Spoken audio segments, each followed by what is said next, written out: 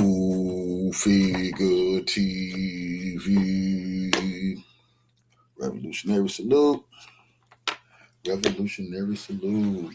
Like, share, subscribe. Welcome to the House of Revolution. You know I'm your humble host, the Yamin of Revolution. Iran versus U.S. and Israel update.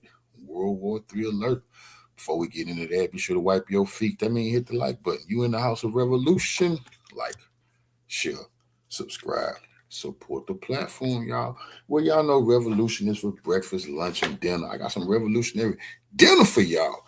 Let's take a look at exactly what's going on in the World War III alert. We are not in the clear. Let's get into the content. Salute. Donald Trump is losing it as there already appears to be an instant stalemate in these purported peace talks that are taking place in Islamabad, Pakistan. J.D. Vance, Jared Kushner, and Steve Witkoff showed up on behalf of the Trump regime to negotiate with all of the top leaders in Iran who showed up. And the Trump regime tried to immediately change the 10-point negotiating framework that Iran put forward that Donald Trump agreed to as a precondition to have a ceasefire and to have these peace talks in Islamabad.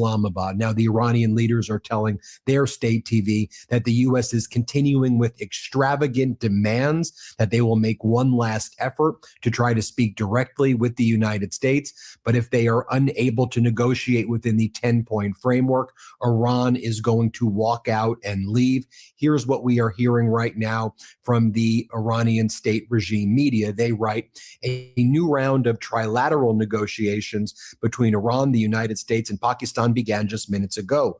Tasman's correspondents dispatched to the negotiation site. Given the excessive demands of the United States, it appears this is the Iranian team's final opportunity to the Americans for reaching a common framework in this round of talks. Now, of course, within that negotiating framework, Iran always said that it controls the Strait of Hormuz, and it always rejected any full control or partial control or joint venture with Donald Trump and the United States.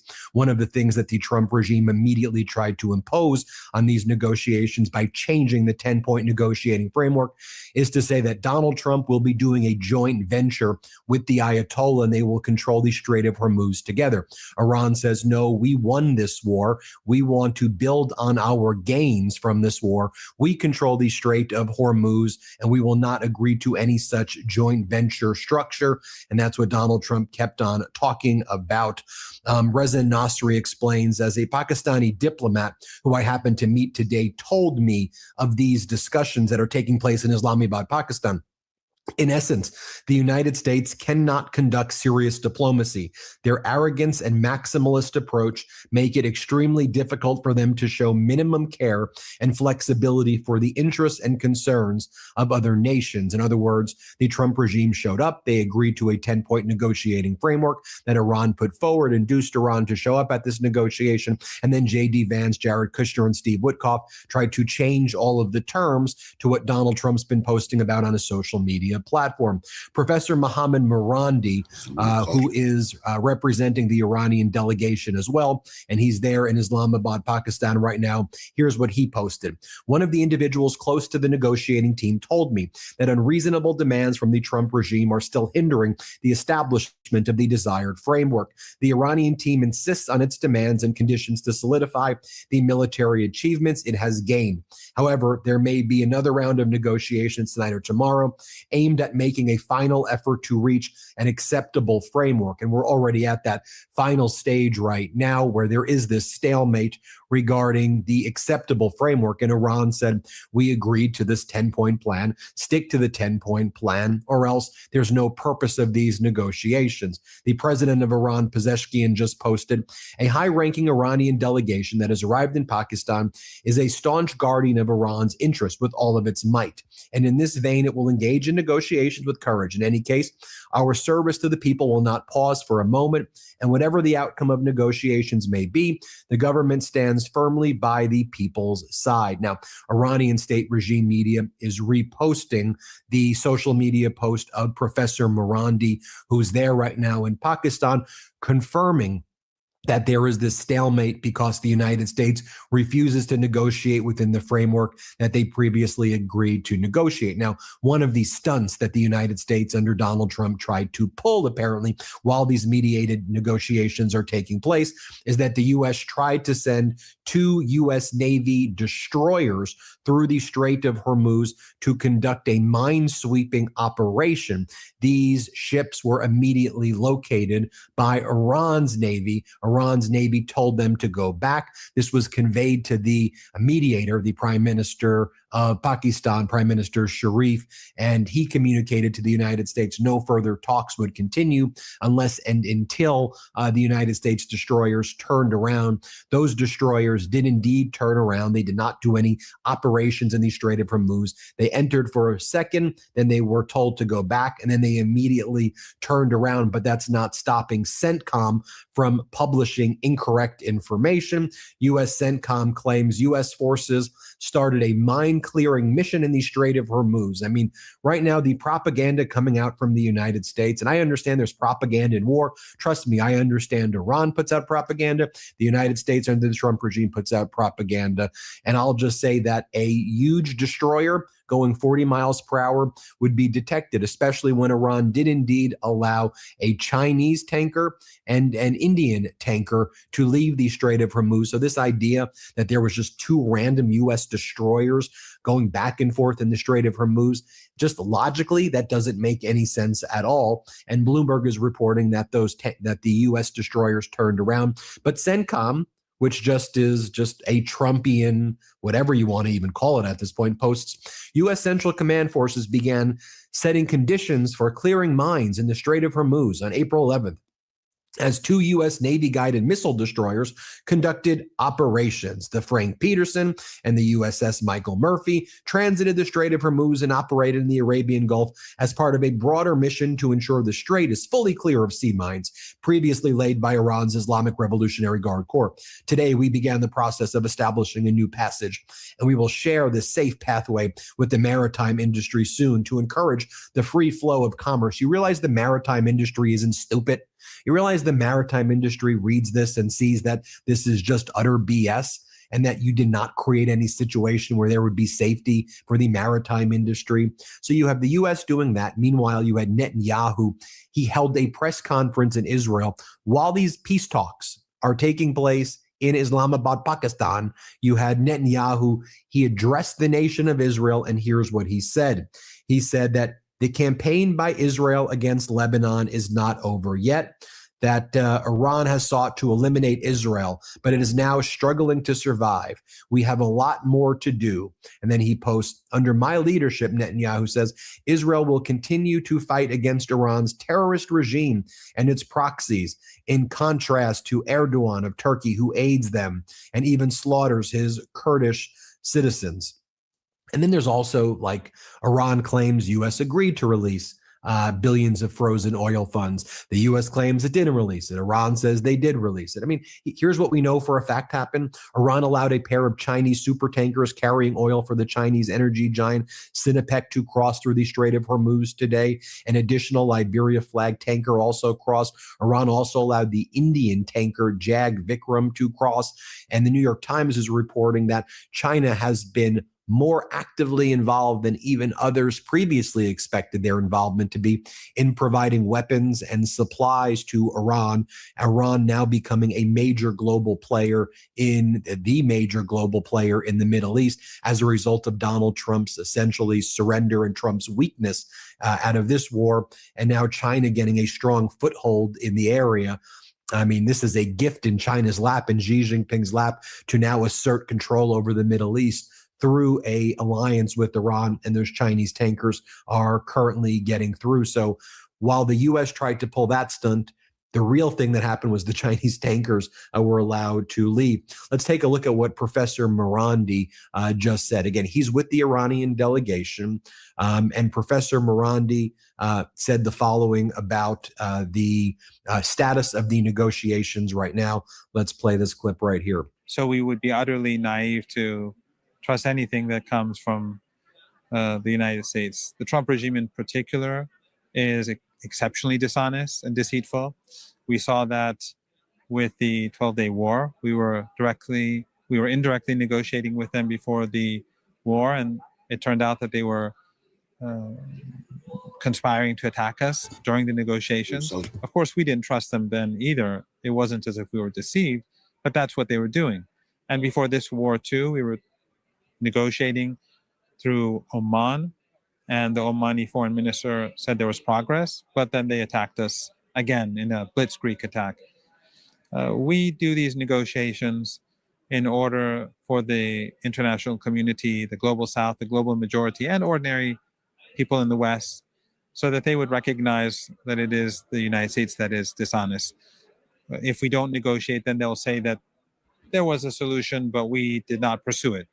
We're showing everyone that we're always there to find solutions, but that it is the other side that is dishonest.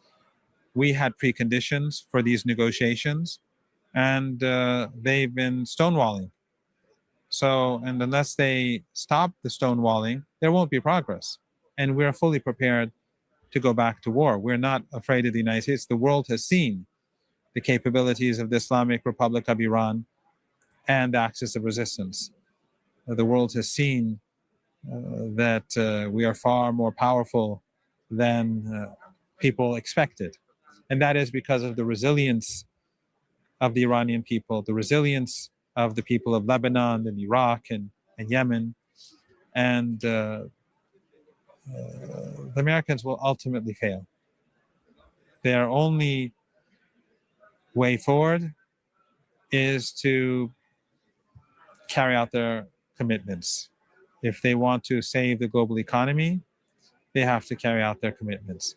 If they want to crash the global economy for the sake of the madman in Tel Aviv, that's their choice. But notable as well, the Pakistan delegation certainly has been, or the Pakistan mediation group led by Prime Minister Sharif in Pakistan has been showing the Iranians certainly a lot more attention and a lot more care and showing a lot more affection than to the United States.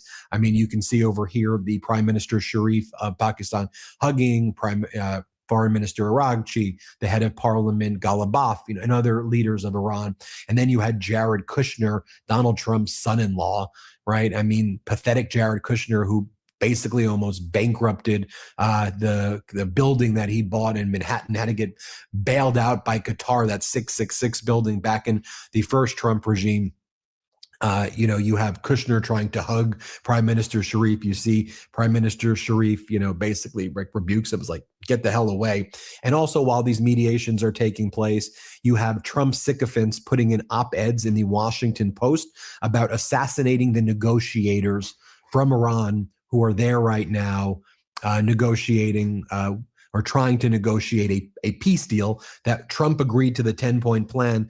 You have this guy, Mark Thiessen, a Trump sycophant who's always cited by Donald Trump, and he's like a real big Trumper, a Trump proxy.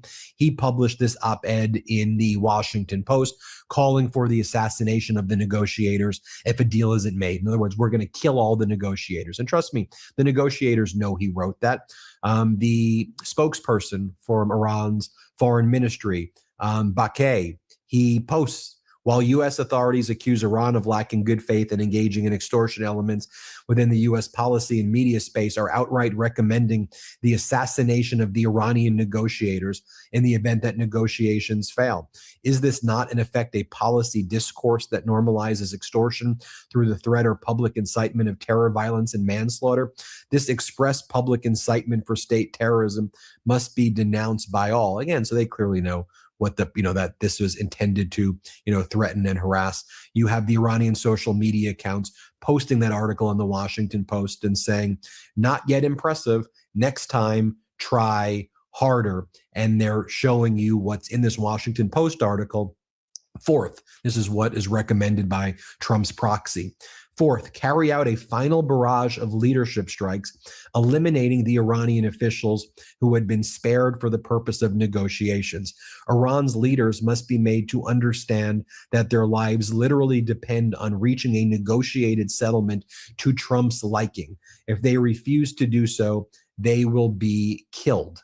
That's what is being published right now on American media, while the mediation is taking place, Trump's having his proxy post that, Netanyahu saying the war is not yet done in the Middle East, and you have the Trump regime sending destroyers into the Strait of Hormuz, 2 destroyers, and then those destroyers being sent back, but claiming they had some successful mission anyway.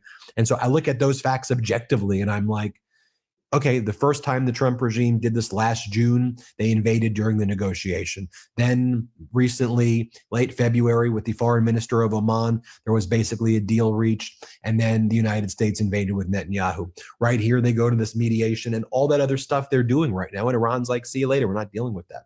Let me know what you think. Hit subscribe. We're going to keep you posted as always, giving you all of the facts, giving you all of the data that you need to know.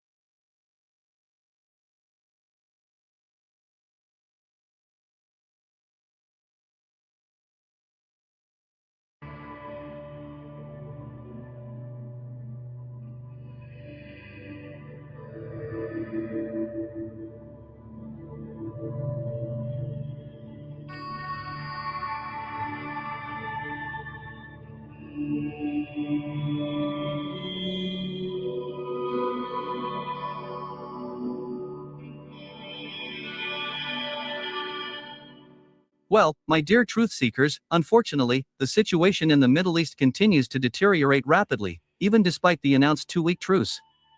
So, a few hours ago, the Speaker of the Parliament of Iran, Mohammad Bagher Ghalibaf, officially stated that since the entry into force of the temporary ceasefire agreement, the US-Israeli coalition has already violated this agreement 3 times. Mohammad Bagher Ghalibaf confirmed that if the United States fails to fulfill its obligations, Tehran will unilaterally withdraw from the negotiations. This Iranian politician notes that if the United States does not unfreeze Iranian assets and does not force Israel to stop attacks on Lebanon, then there will be no peace talks between Tehran and Washington.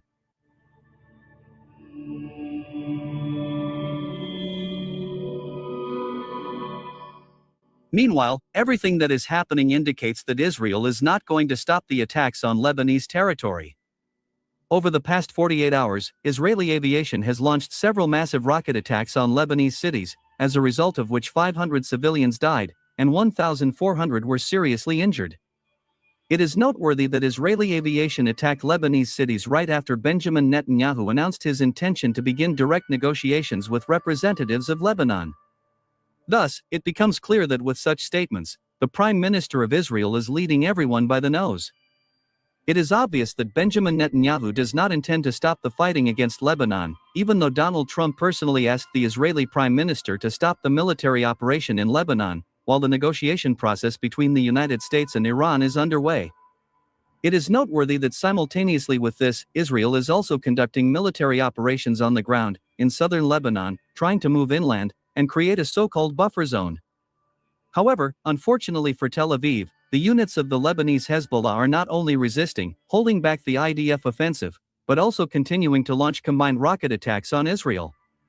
In the last 24 hours alone, in response to the IDF's attacks on Lebanon, Hezbollah has launched dozens of rockets and drones towards major Israeli cities, including Tel Aviv. Against this backdrop, it becomes clear that the Israeli authorities do not recognize the current ceasefire agreement and are ready not only to continue the conflict, but also to escalate it.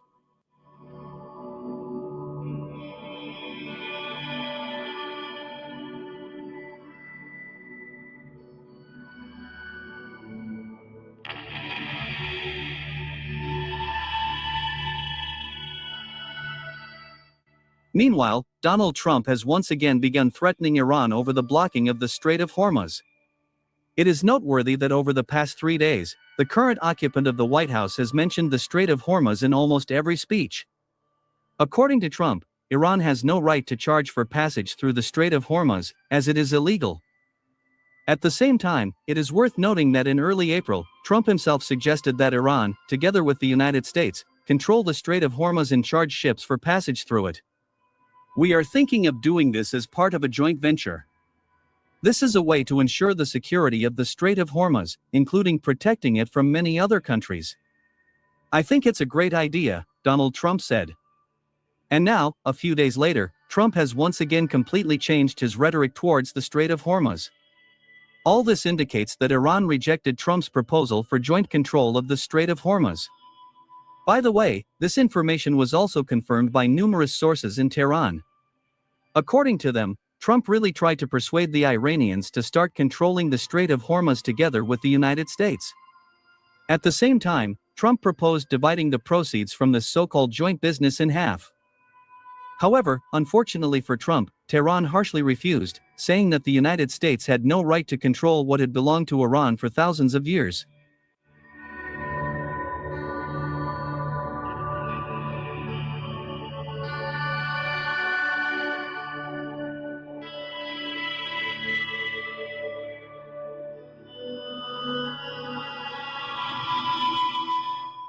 Meanwhile, while the world is waiting for peace in the Middle East, the representative of the Iranian armed forces, Sardar Sharaki, made a rather shocking statement. In particular, he officially confirmed that in 30 days of fighting, the United States lost and killed 900 soldiers. As for the wounded, their number has already reached 5,000. It is noteworthy that many independent experts and journalists are voicing similar figures. According to them, since the beginning of Operation Epic Fury, hundreds of dead U.S. soldiers have been transported to the largest American military hospital, Landstuhl Regional Medical Center, located near Ramstein Air Base, in Germany. At the same time, it is reported that the number of wounded turned out to be so high that the American command had to send additional supplies of donated blood from the United States to that military hospital for transfusion. Furthermore, the fact that the American 10th Expeditionary Aeromedical Evacuation Squadron had to turn several C-17A military transport planes into flying hospitals indicates that the losses among American servicemen are really very high.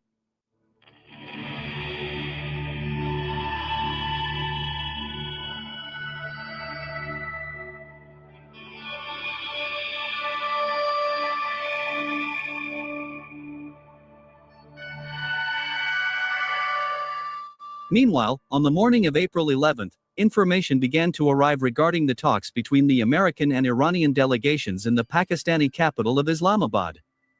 In particular, the Iranian Tasnim news agency said that an Iranian delegation, led by Mohammad Bagher Ghalibaf, has already arrived in Islamabad. At the same time, it is reported that the Iranian delegation will commence these negotiations only if the United States accepts Tehran's preliminary conditions, including stopping Israeli attacks on Lebanon and unfreezing Iranian assets. Otherwise, the negotiation process will be derailed. It is noteworthy that right after that, Western sources confirmed that the United States had already agreed to unfreeze approximately $7 billion of Iranian assets in Qatari and American banks. By the way, Western journalists and experts have already called this a local victory for Iran in the ongoing negotiations with the United States.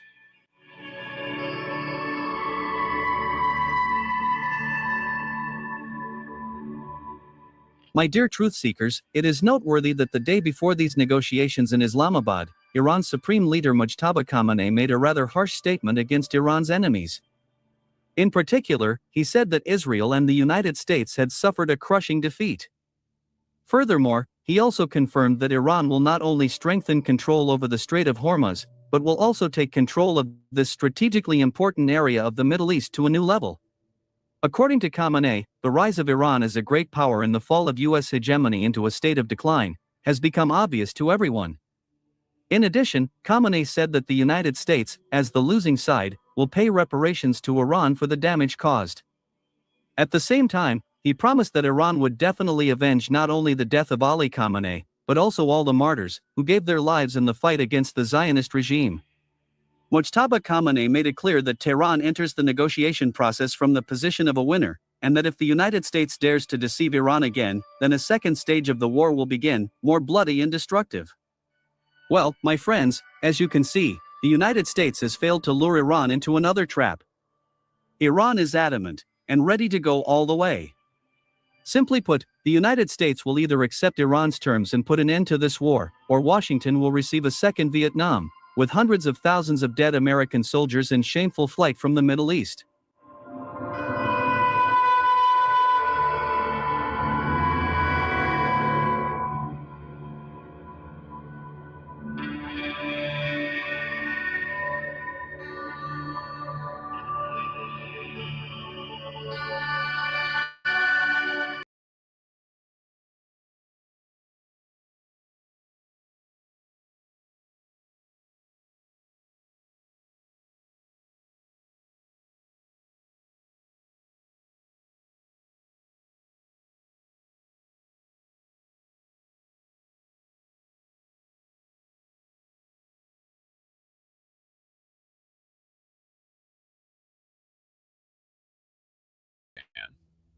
And if you think this is just another diplomatic meet and greet with some photo ops of J.D. Vance shaking hands, you are dangerously mistaken. As Vance touched down on Pakistani soil, leading what the White House has been desperately trying to sell as a peace mission.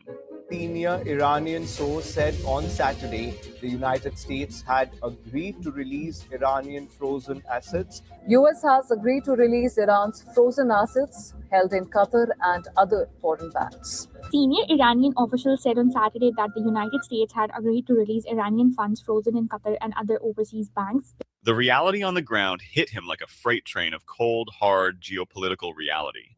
Before the ink could even dry on the press releases announcing his arrival, the Iranian delegation, led by the steely and uncompromising parliament speaker Mohammad Bakr Kalibaf, alongside Foreign Minister Abbas Araghchi, dropped a non-negotiable ultimatum that has thrown the entire make-or-break summit into absolute chaos before the first handshake could even occur. We are learning that Iran has set out a shocking and firm precondition to J.D. Vance and the Trump administration.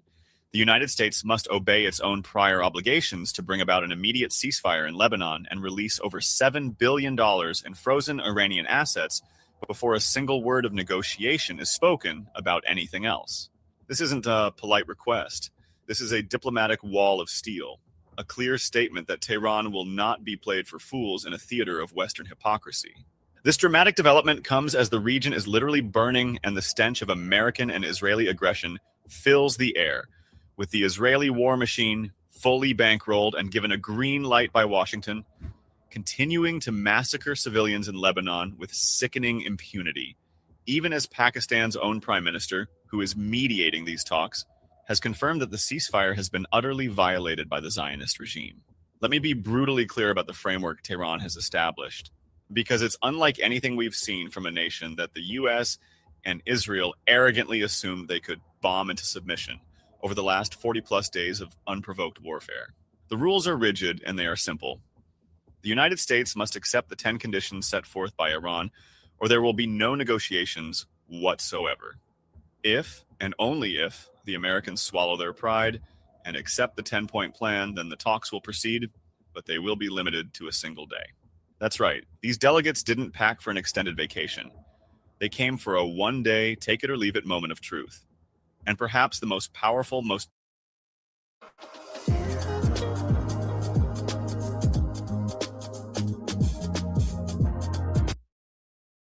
dignified element of Iran's stance is this. They are perfectly prepared to walk away with nothing. The goal is not an agreement for the sake of saving face for the likes of Netanyahu or Trump. The Iranian people demand that their rights be fully met. And if the American empire is too arrogant or too beholden to Zionist interests to meet them, then no deal is an acceptable outcome. If you are as furious about the mainstream media's sugarcoating of this war and their obsequious defense of Israeli war crimes as I am, do not just sit there and let the algorithm feed you more empire propaganda. Hit that like button with the force of 1,000 surface-to-air missiles. Share this video with everyone you know because the world needs to hear the truth about how the Islamic Republic of Iran is standing firm against the global arrogance of Washington. And before you do anything else, drop a comment down below. Even if it's just a single dot, or better yet, a message of solidarity with the Lebanese resistance and the people of Gaza and Tehran. We are fighting a war of information here, and your engagement is the only weapon we have to overpower the corporate media's stranglehold. Subscribe to this channel if you believe in honest, unapologetic journalism that doesn't bow down to the IPAC lobby or the Pentagon's press office. We are in this together, and you are not going to want to miss the next update on this disaster unfolding for the American vice president. Now, let's get into the substance of what has Vance and his entourage, which, by the way, includes the ever-scheming Jared Kushner and the special envoy, Steve Witkoff, in a state of absolute shock as they were briefed in Islamabad. Vance landed at Nurkan Air Base with all the usual bravado, warning Iran not to play the United States. A typical piece of hubris from an administration that thinks threats can substitute for diplomacy. But the briefing he received from the ground, specifically regarding Iran's 10-point plan and the preconditions regarding Lebanon and the assets, was a bucket of ice water. You see, Vance and the Americans thought they were coming to discuss their own 15-point ultimatum, a document that largely consisted of demands for Iran's complete capitulation and the neutering of its defensive capabilities. Instead, they walked right into a trap of their own making, confronted with a 10-point framework from Tehran that has been agreed upon as the only basis for any discussion, according to Iran's Deputy Foreign Minister Majid Takht Ravanchi. The shock to the system for J.D. Vance stems from the sheer audacity of Iran's list of demands, which completely flips the script on the narrative Washington and Tel Aviv have been pushing for decades. Let's break down this 10-point plan in detail because it is a masterclass in diplomatic strength and a mirror held up to American hypocrisy. Point 1. A complete and permanent halt to all acts of military aggression against Iran. And crucially, this protection is extended to its network of allies, including the Lebanese resistance, the Houthis in Yemen, and the Popular Mobilization Forces in Iraq. Point 2, the withdrawal of all United States combat forces from the West Asian region. Point 3, explicit American recognition of Iran's inalienable right to enrich uranium on its own soil for peaceful purposes, a right enshrined in the Non-Proliferation Treaty that the West loves to weaponize. Point 4 and 5, the lifting of all primary and secondary sanctions that have been used as a weapon of economic war to starve the Iranian people. Point 6 and 7, the termination of all UN Security Council resolutions and International Atomic Energy Agency resolutions against Iran, effectively wiping the slate clean of the international community's weaponized legal framework. Point 8, a binding U.S. guarantee of non-aggression against Iran. Point 9, the international recognition of Iran's sovereign control over the Strait of Hormuz, including the right to manage passage in coordination with its armed forces. And point 10, full reparations and compensation for the immense loss of life and infrastructure caused by the U.S. and Israeli war machine. This is not a negotiation in the Western sense. This is a bill for damages being presented to the arsonists who started the fire. And as if the 10-point plan wasn't enough to make the American delegation choke on their coffee, we must return to the two immediate, non-negotiable preconditions that have thrown the entire schedule into disarray. The first is the immediate and verifiable ceasefire in Lebanon. While the American lapdog media and the White House try to gaslight the world by claiming that the ceasefire deal does not include Lebanon, the facts on the ground and the statements from the mediator, Pakistan's Prime Minister Shehbaz Sharif, tell a completely different story. Sharif himself announced that the ceasefire applied everywhere, including Lebanon and elsewhere. But the Israeli regime, drunk on blood and American weapons, simply ignored the agreement and continued slaughtering civilians, killing over 300 people in a single day of strikes after the truce was announced. Iran has been absolutely unequivocal. The Lebanese resistance is an inseparable part of the resistance axis, and an attack on Lebanon is an attack on Iran.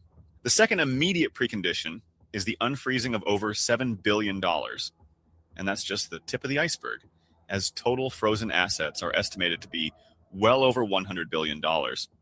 That the United States has illegally and unilaterally stolen from the Iranian nation. The American argument that these funds will be negotiated later is dead on arrival. Tehran has made it crystal clear.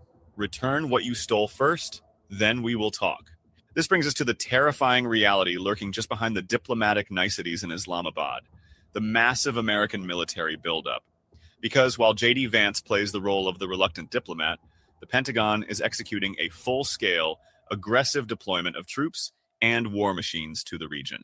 And let us be absolutely clear about what this is. It is a threat. It is the American way of saying, take our terrible deal, or we will try to kill you all. According to the Wall Street Journal and other reports, the United States is continuing to deploy thousands of troops, even as Vance shakes hands, with between 1,500 and 2,000 elite soldiers from the 82nd Airborne Division expected to arrive in the coming days.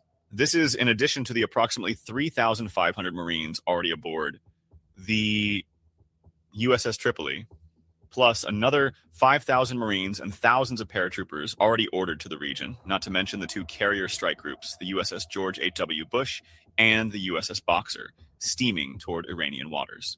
In total, we are looking at a massive deployment of around 10,000 to perhaps as many as 20,000 additional ground troops positioned within striking distance of Iranian soil and critical infrastructure like Karg Island, the nation's oil export hub. The Pentagon is openly planning for weeks of ground operations inside Iran should the deal falter. This is the American definition of diplomacy: a gun pointed at your head while they ask you to smile for the cameras. So, where does this leave us? Based on the posture of the United States, the rabid appetite for war emanating from the White House, and the unwavering resolve of the Islamic Republic, I can give you a very clear and sober prediction about how this ends. The talks in Islamabad will not result in a comprehensive deal. The gap between Iran's justified demands for sovereignty, sanctions relief, and an end to Zionist aggression, and America's delusional expectation of total Iranian surrender, is simply too vast. The framework for talks is exceptionally narrow. Iran has come to the table not with a begging bowl, but with a ledger of debts owed by the American empire. And Donald Trump, a man who understands only force and has surrounded himself with Zionist hawks who have dreamed of destroying Iran for decades, does not have the diplomatic capacity or the moral fortitude to accept these terms. He has repeatedly threatened military action, and his administration has vacillated between declaring the war is winding down and threatening to escalate it to apocalyptic levels. His appetite for war, especially with the 2026 elections looming and his poll numbers in the gutter, is dangerously high. He might believe, erroneously, catastrophically so, that a successful ground invasion or massive bombing campaign will rally the American flag wavers behind him. It is a fool's gambit. Make no mistake, the movement of those 10,000 plus American troops to the region is not just for show. The American military is positioning itself to launch a limited ground invasion of Iran should these talks collapse. The plan, as outlined by Washington Post reports, would involve special operations forces and conventional infantry units conducting raids, perhaps to seize or destroy nuclear facilities or oil infrastructure. They are delusional. They think they can land on Iranian soil and dictate terms. They have learned nothing from the yards of Afghanistan and Iraq. They are about to walk into a hornet's nest of highly capable Iranian missile defense systems, asymmetrical warfare tactics honed over decades, and a population of 85 million people who are unified in their hatred for the American and Zionist aggressors who murdered their leader and their children. I will stop here. Thank you for watching. Subscribe to stay informed. Take care.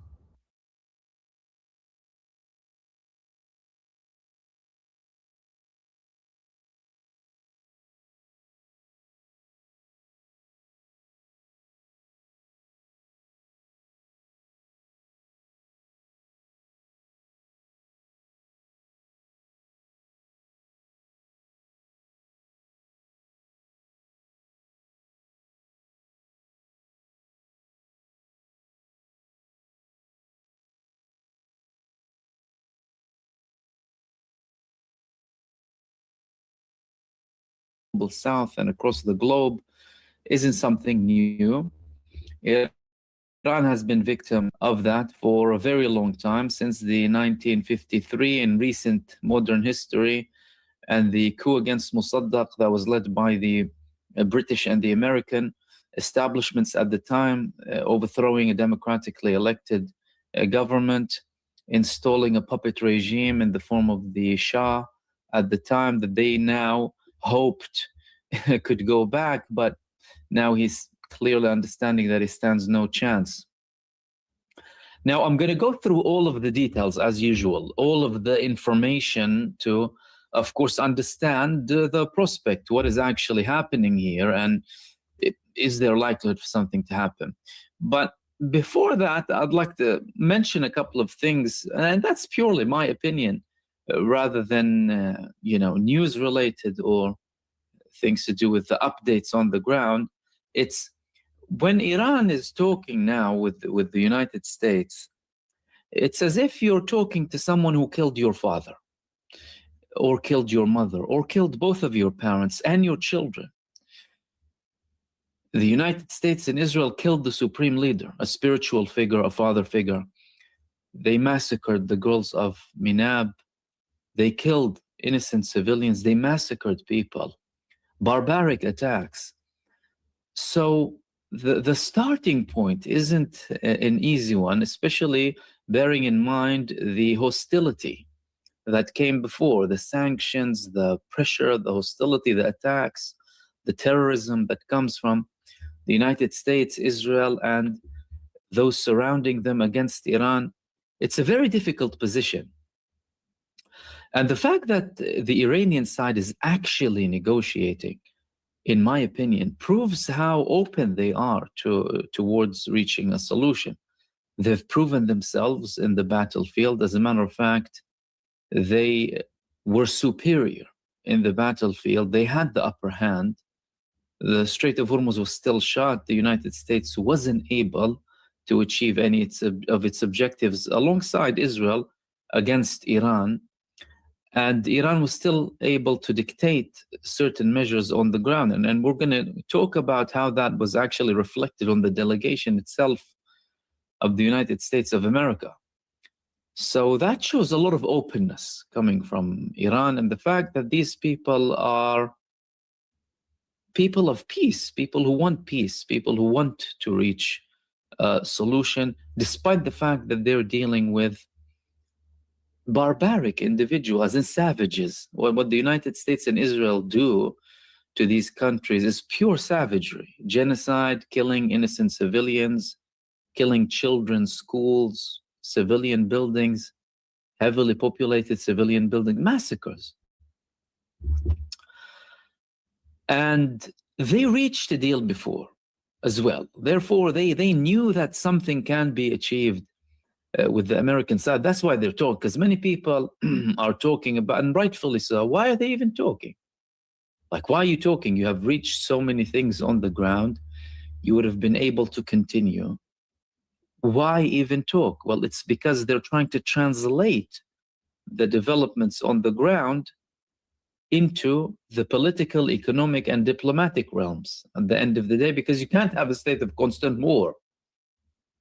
And they think that there might be a prospect of that, although they put no faith in it. There is no trust in the process. Likewise, well, there is no trust in the figures, but that's why there was slight change in the figures here, which is the next thing that I wanted to talk to you about. The delegations of the United States are made of J.D. Vance, Jared Kushner, Steve Witkoff, and the CENTCOM. Jared Kushner and Steve Witkoff are insufferable people. They're insufferable individuals. They participated in so many negotiations. Any negotiations they participate in, nothing substantial comes out of them. They're false messengers. They don't understand what they're doing. They don't understand the language of negotiations, sometimes the terminology that the Iranian side speaks to them about, especially when it comes to technical stuff, which is one of the main things that negotiations are about, technical details. The nuclear, the enrichment, the levels, all of these things. But J.D. Vance is there. J.D. Vance wasn't in any recent negotiations that we are aware about, for example, in Palestine, in Gaza.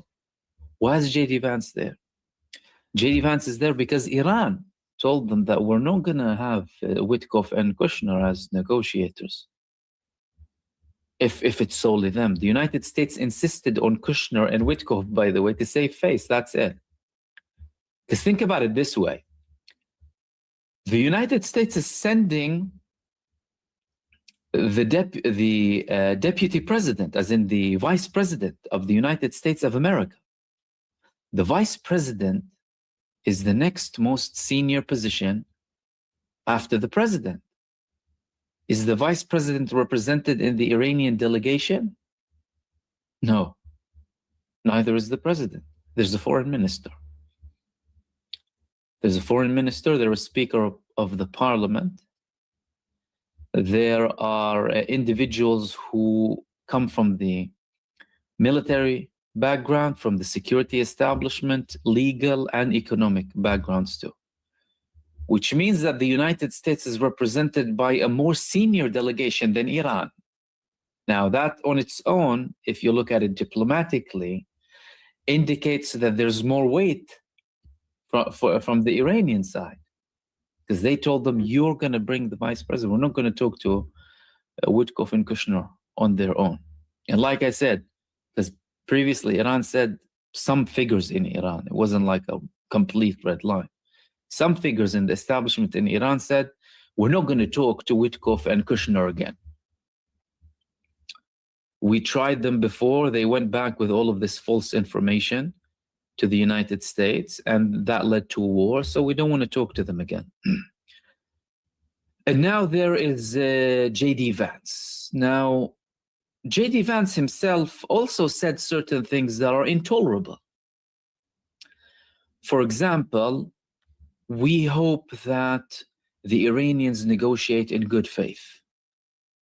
And again, it's as if someone is killing your parents and coming to tell you, oh, please smile at me when I cross by and go next to your door, or if I see you in a cafe or something. Be nice to me. You killed their supreme leader. You massacred their children. Their audacity and arrogance has no bounds, these people.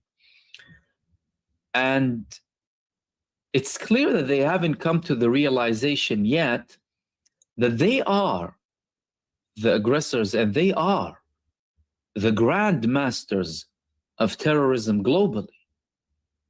And what they did in Iran and still do in multiple parts of the world is crimes against humanity, supporting and facilitating and participating in genocide, criminality, lawlessness.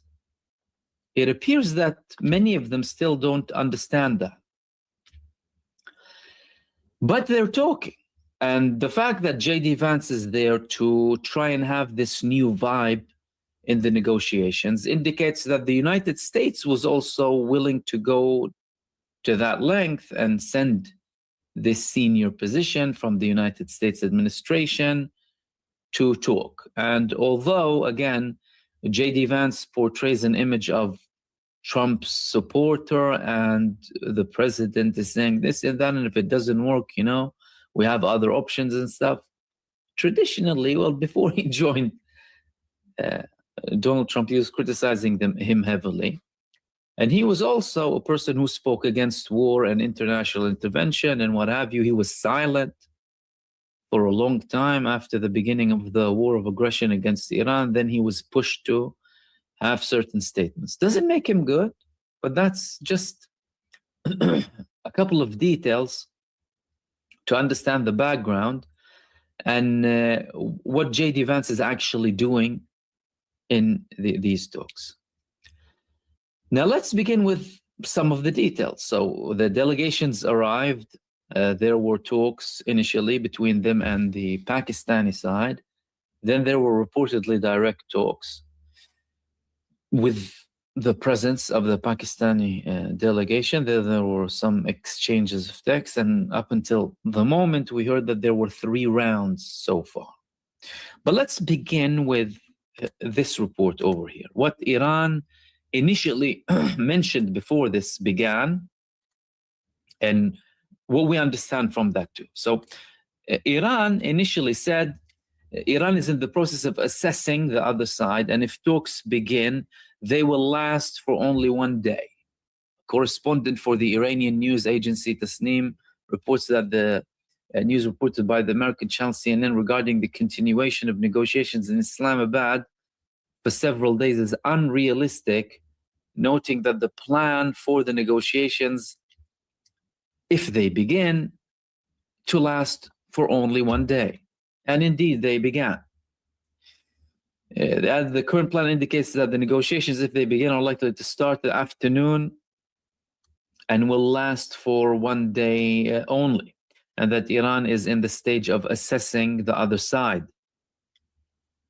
CNN reported that negotiations between the United States and Iran in the Pakistani capital Islamabad could continue for several days to reach ceasefire agreement.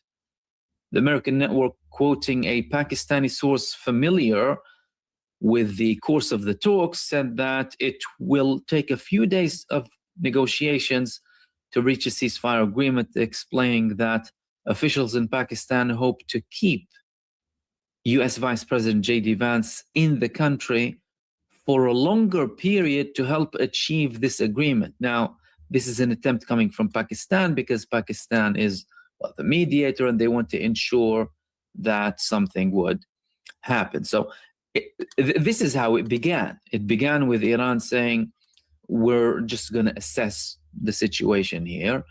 Is there actual reasoning here with the American side? Are they going to actually deal with us in a manner where we believe we can reach an agreement? Or is it going to end badly? No details whatsoever. So then there were the phases. So the phases came.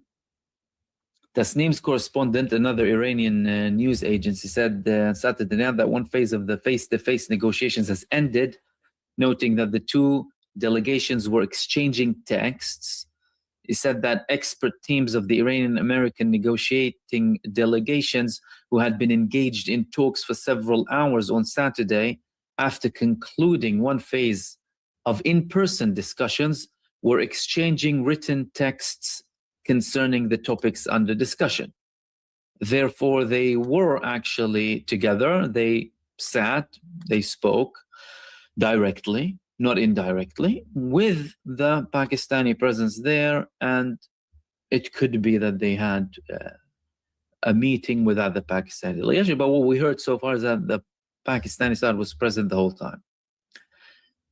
But then we reached another phase. There were three phases reportedly up until the moment. And this is what was mentioned about the third phase of the talks. This was reported by Press TV. A third round of US-Iran talks underway in Islamabad after exchange of written texts. The third and decisive round of Pakistan-mediated ceasefire talks between the United States and Iran is currently underway in Islamabad. So if they're reporting that it's the third and decisive, that is supporting the previous notion of Iran that it will only take one day for them to understand, and we're still not talking about all of the details to do with a ceasefire. They're just understanding that if there's a scope, if there's a framework that they can build upon. The United States already made several concessions to lead Iran to the negotiating table, a significant reduction in Zionist hostilities in Lebanon. Many of Iran's assets were unfrozen. And now they're talking. What did they say about this third and decisive phase? Sources confirm that Iranian parliament speaker and delegation head Mohammad Baqir Qalibaf, Foreign Minister Abbas Araghchi, and Deputy Head of the Supreme National Council Ali Bakri Kani are participating after two previous rounds. This appears to be a final attempt to secure agreement on Iran's 10-point proposal to end the war of aggression, knowledgeable sources told Press TV. The third round came after expert teams from the Iranian and American negotiating delegations exchanged written text to reach a framework on the topics discussed and ensure that there is no room for ambiguity in the draft proposals. Now, the ambiguity side is one of the biggest problems because this is where Israel thrives.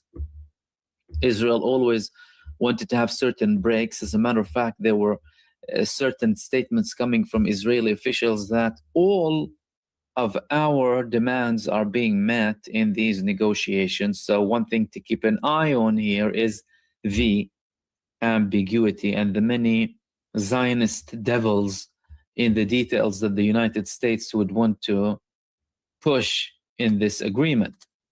The Iranian delegation participated in the talks following a decision by the United States to release frozen Iranian assets and force the Israeli regime to end its aggression on Lebanon. Now, in relation to the forcing an end, again, the Israelis are still in active combat in Lebanon, but there was significant reduction, not from the Lebanese side, funny enough, because the Lebanese resistance told them that we're not going back to any previous equation. So long as there's any aggression, anything coming from the Israeli side, we're going to keep attacking you, and they are. And they're hurting them really, really badly.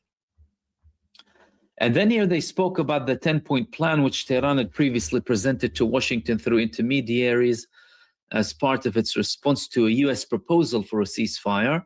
According to the statement issued by Iran's top security body on Wednesday, the United States agreed to a 10-point proposal that calls for no new aggression against Iran, continued Iranian control over the Strait of Hormuz, acceptance of uranium enrichment, removal of all primary and secondary sanctions, termination of all anti-Iran UN Security Council resolutions, as well as IAEA Board of Governors resolutions, payment of compensation to Iran, withdrawal of US combat forces from the region, and cessation of war on all fronts, including the Islamic resistance in Lebanon, to which Donald Trump responded by saying this is a workable basis coming from Iran. So the United States actually went into this whole talk, these negotiations,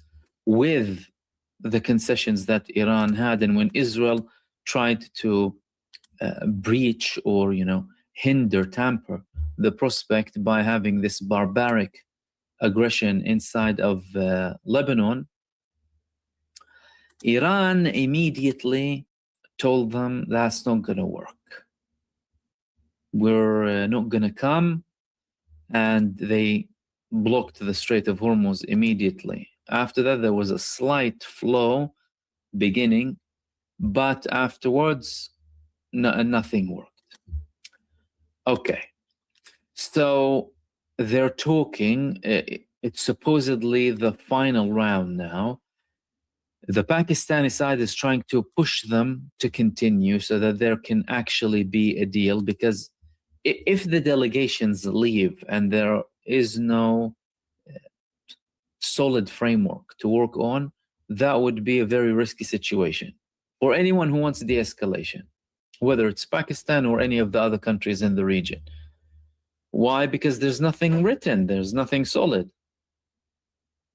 It would be just an unconditional, undefined type of ceasefire, not written, no agreement in place. It would be similar to the end of hostilities that happened following the 12-day war. Israel and the United States unilaterally declared ceasefire. Because Israel was on its own at the time in terms of attack, not defense. Of course, the locals were helping Israel defend itself. And Iran told them, so long as we don't have any attacks against us, we won't attack you. If there's a repeat of that situation now, it's probably going to be more difficult, because we're just going out of an intense all-out war, and the United States is still deploying forces. And regardless of all of this, there are still, of course, hostilities. There are still uncertainties. There are things that are not really clear. There's lack of trust. One speech, one statement that was made by Professor Muhammad Marandi, who's actually accompanying the delegation, revealed that notion and this feeling coming from the Iranian side. Let's listen to what he had to say so we can get an idea of the sentiment coming from Iran. We have no optimism when it comes to the United States, and especially the Trump regime. For 47 years, they've been trying to undermine us. Before the revolution, they tried to preserve the Shah. They actually brought him to power. So we would be utterly naive to trust anything that comes from the United States. The Trump regime in particular is exceptionally dishonest and deceitful. We saw that with the 12-day war. We were indirectly negotiating with them before the war, and it turned out that they were conspiring to attack us during the negotiations. Of course, we didn't trust them then either. It wasn't as if we were deceived, but that's what they were doing. And before this war too, we were negotiating through Oman, and the Omani foreign minister said there was progress, but then they attacked us again in a blitzkrieg attack. We do these negotiations in order for the international community, the global South, the global majority, and ordinary people in the West, so that they would recognize that it is the United States that is dishonest. If we don't negotiate, then they'll say that there was a solution, but we did not pursue it. We're showing everyone that we're always there to find solutions, but that it is the other side that is dishonest. We had preconditions for these negotiations, and they've been stonewalling. So, and unless they stop the stonewalling, there won't be progress. And we're fully prepared to go back to war. We're not afraid of the United States. The world has seen the capabilities of the Islamic Republic of Iran and the axis of resistance. The world has seen that we are far more powerful than people expected. And that is because of the resilience of the Iranian people, the resilience of the people of Lebanon and Iraq and Yemen. And the Americans will ultimately fail. Their only way forward is to carry out their commitments. If they want to save the global economy, they have to carry out their commitments. If they want to crash the global economy for the sake of the madman in Tel Aviv, that's their choice, but the world is watching. Well, the Israeli regime is a genocidal regime, and they thrive by slaughtering people. The question is whether Trump is subservient to Netanyahu and whether he's an Israeli firster, or if he really does care about the United States. If he does care about the United States, he will abide by his commitments. But if he doesn't, that means he wants to crash the global economy for the sake of Israel. That means that he doesn't care about the American people, and he is obedient to the Zionists. Now, whether that's because they have dirt on him, or whether for some other reason he's bound to them, that is not something that I know personally, but that is the conclusion that we will all draw. Well, the Iranians see the people of Pakistan, their sisters and brothers here, as very close for religious and cultural reasons, and we're always comfortable being among our friends. So that was a statement coming from Mohammad Marandi, who is actually with the delegation now, and it represents the sentiment coming from the Iranian side and also from a lot of the people, really. The people don't really have a lot of faith in this administration and in the talks, but they're still doing that because, again, they're open for peace, and also they don't want to be deemed as the side who is obstructing any sort of deal, according to what Marandi said in that video. Now, is that a policy of the United States? Is this something that the United States is doing deliberately? So are the negotiating teams in Pakistan only there to just have a show, sit there, have the Iranian delegation, the American delegation is there too, but they're not really intending to have any sort of deal? Because that could be a reason why the American delegation went there. We'll show that there is some talk, but we're not necessarily going to reach an actual deal, but we will end certain hostilities, because if they would reach an ultimate deal eventually that they would have to abide by when the decision-making process isn't really in their hands, that's going to be very problematic for them. Therefore, what are they going to do exactly if the decision-making is in Tel Aviv, for example, rather than the United States of America? That's why there was a very important statement coming from the American President Donald Trump. Let's listen to what he had to say. Getting a lot of reports. They've been meeting for many hours, as you probably have noticed. We'll see what happens. Look, regardless, we win. Regardless what happens, we win. We've totally defeated that country. And so let's see what happens. Maybe they make a deal, maybe they don't. From the standpoint of America, we win. One other thing that's happening is that boats are sailing up and heading out to our country. Big, beautiful tankers, and we're loading them up with oil and gas and everything else. And pretty beautiful thing to see. Getting a lot of reports. So hold on a second. The American president is saying that we won. We won. That means he is declaring that they don't need to reach a deal. We defeated that country. Again, trying to indicate that we don't need to reach a deal. We all know the truth, of course, on the ground, who won and who was defeated. But he also mentioned, and that was very telling, that we're filling up the tankers and we're moving. So is that Trump's minimum that he wanted out of this?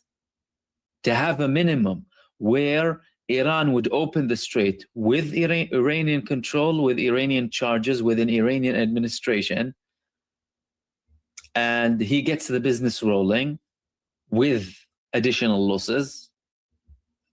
I mean, regardless of anything, they're going to have additional, they're going to make less profit. Undeniable. If we're going to pay, they're going to pay a fee for Iran. That means they lost more than what they did before, because everything was open before. So does he want to go back to something slightly worse than before, but not too bad? Is that the bare minimum? And is he only going to negotiate because he wants to save face? He'll show as if it's an exit, not as it was in June, but an exit with a deal or with an agreement or with talks, whatever it is. If we reach a deal, if we don't reach a deal. We went and we spoke. And then he'll make his way out and say, I have tankers anyway. I have oil flowing, and that's it. What does that tell us again here? That they have been defeated. But there's something else that tells us, which is, more importantly, they're planning for another round and they're preparing for something bigger.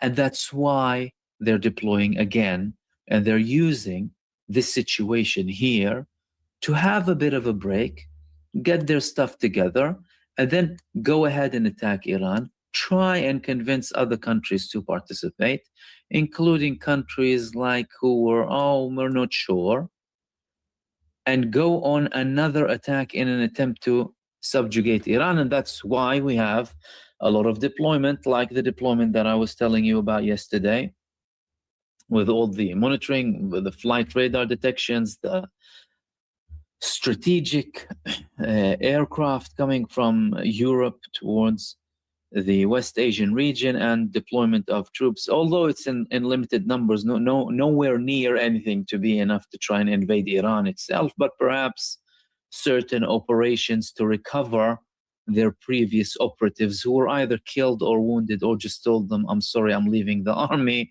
I'm not participating in this, I didn't sign up for this illegality, because it's not going to help them in the courts. If there's a trial after all of this, and those who think that they're always going to remain in the position of power should really wake up. I mean, don't be so arrogant. You can face justice in the future. There's a possibility.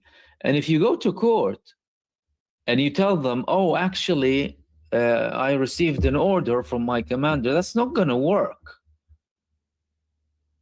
There are things called illegal orders. There are things called war crimes, international law, and they're still there. Yeah, the United States doesn't abide by them, but they're still there. However, more importantly, why would they want to go back, you might say, if you had this type of humiliation, this level of humiliation, these many bases targeted? Qatar yesterday released some footage of the attacks on American assets in Qatar, primarily Al Udaid. Early detection systems, high-level radar systems obliterated, ripped to shreds. Hundreds of killed and wounded, probably over 1,000, and that's just being conservative. The initial estimates just 2 weeks before there was this temporary ceasefire spoke about approximately 900, like conservative estimates. There were many American officials and forces in the region operating against Iran. Why? It's because the main country behind this isn't satisfied. That's why. Does anyone believe that the United States went into this war for US purposes only? Yeah, they might have thought that we can potentially get something out of it, you know, with the financial greed, military expansionism, militaristic oligarchy, the fact that the United States is a big corporation, a corrupt, brutal, and murderous one. They went for Israel primarily. And Israel, ladies and gentlemen, has been defeated. Israel did not win. And more people are speaking about this in Israel. Recent statement from Tzachi Hanegbi, a previous diplomat and senior figure in the security establishment inside of Israel, said that this is neither a complete victory nor a victory. We can't call what happened in Iran anything, not even an accomplishment. And why? It's because Iran was still hitting them. Up until the final moment, Iran was able to attack strategic locations inside of Israel, whether they are related to the military, the infrastructure, energy. It escalated to levels where if it continued, then it would have been a complete and utter disaster. But let's not undermine the levels of disaster that Israel is facing so far. However, more importantly, and like with any military confrontation or a war, you judge an operation based on the objectives and the outcomes. What were the objectives? To make it very plain and simple, if the country that has been attacked did not lose, did not surrender, that means it won. If the United States and Israel had set objectives that they tried to be ambiguous about deliberately, deliberate ambiguity, because they didn't want to be humiliated. For example, taking down the Ayatollah regime, like Lindsey Graham used to tell us, help is on the way. He told the Iranian people. How many times did we hear Lindsey Graham say that? Help is on the way. What happened? The Shah puppet was preparing himself, Pahlavi. That didn't work. They wanted to take down the establishment. They wanted to get rid of Iran's nuclear program altogether. As a matter of fact, they already said that they got rid of Iran's nuclear program back in June 2025. Everything is ridiculous. It's a joke. But they said it again now, and then they said we want to get rid of their strategic missiles. And then Marco Rubio even said that they want to get rid of their short-range missiles, so they're unable to pose a threat to the American bases around Iran. You see who is hostile and who is a threat? As in, why did Iran position itself next to the American bases? How rude of them, isn't it? Right? And then stop the support for all of the resistance fronts. Iran flipped all of the table. Everything is more powerful now. The resistance fronts has more leverage. Iran has way more of a powerful position. Nothing was accomplished. The establishment has become stronger than ever. The establishment in Iran now is at its strongest point in history. Not because it proved to the whole world that it will not bow down, unlike the United States government itself. Trump, he bows down. Iran doesn't bow down. That shows you who's more powerful. Trump bows down, other Western establishments bow down, many of the Arab countries bow down, leaders, establishments. Iran doesn't bow down. That solidified the notion that Iran is actually a country of resistance. And let's not forget the pattern here. It all started with Gaza, and the sacrifice, in essence, is linked to Palestine to a very large extent. So they have this situation now, and they're thinking, we're embarrassed. That's not good for us. That's not good for our security. That's why several figures, apart from Netanyahu will sell a rat as a delicate cuisine to his followers, and they'll buy it. A stinking sewer rat, he will sell to his people and say, this is a beautiful dish, please eat it, roasted, barbecued, raw, and they'll believe him. So forget about them. Others inside this genocidal apartheid entity said that it was a disaster, and including prominent figures, and this guy's telling you it's a loss. There is no victory. When there's no victory, there's a loss. Netanyahu's losing in the polls. His party isn't doing very well. So what's next then? They need to do something bigger. A couple of days ago, we were speaking about the estimates in Israel. They're estimating that the war is going to resume.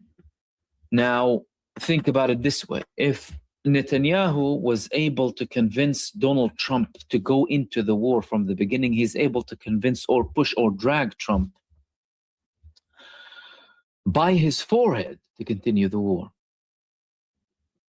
regardless of how bad it is for America, because Trump isn't for America. Trump is for himself and those behind him, portraying himself as a figure for America. He isn't about America. And they're not that serious. Now, this will lead the United States, this whole tension and the fact that Israel isn't happy, the fact that they achieved none of their military objectives, this will lead them to another confrontation. And that confrontation can come tomorrow, next week, next month, or in a few months' time. But ideally, Netanyahu would want this to be very, very quick, because he can't handle too much time before the elections. He needs to have a boost. So if Trump, for example, negotiates now, they're deploying simultaneously, that's going to be a problem. He wants something to happen before the elections, and he wants to have this situation where Israel is accomplishing something, and he has some sort of a prospect of winning and having his popularity back. So Trump can say, all right, no problem. Deal or no deal, we're fine, we're taking oil. All that would confirm to us is that he's still bound by the Israeli demands, and he will be preparing for another round that Netanyahu will drag him to, because Netanyahu is still in power. So long as he's in power, he's gonna drag Trump. Trump, in essence, is going to, on the other hand, is going to try to drag others for the sake of Netanyahu. That's what happens when you don't stop genocide and you don't stop psychopathic mass murderers. It escalates, it spreads, and then they start sucking you in with them. And this is what's happening. That's why some of the allies of Trump and Israel are a little bit frustrated. It's like, and I'm not sure I want to get hammered by Iranian missiles. You go and enjoy your time there. I'm not going. Now, Iran and the United States both had attacks. The United States portrayed some of its actions inside of Iran as very significant actions, and they said that they were very successful. They were boasting about this rescue operation. They told us that there's a rescue operation, and we took down a plan. We thwarted a plan from Iran to kidnap our pilots. We protected him in this amazing operation. One of those amazing operations included a C-130, well, two of them, several aircraft, and they were burning in it. I'm not sure how they sold it as an accomplishment. The United States reportedly targeted them, but Iran laid its hands on this, according to recent reports.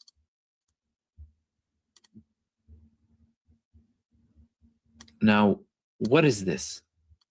This is an infrared device in one of these aircrafts, one of the most advanced in the whole world. And Iran now managed to put its hands on it. Okay, if they put their hands on it, what does that mean? There are several systems, by the way, of these infrared detection systems.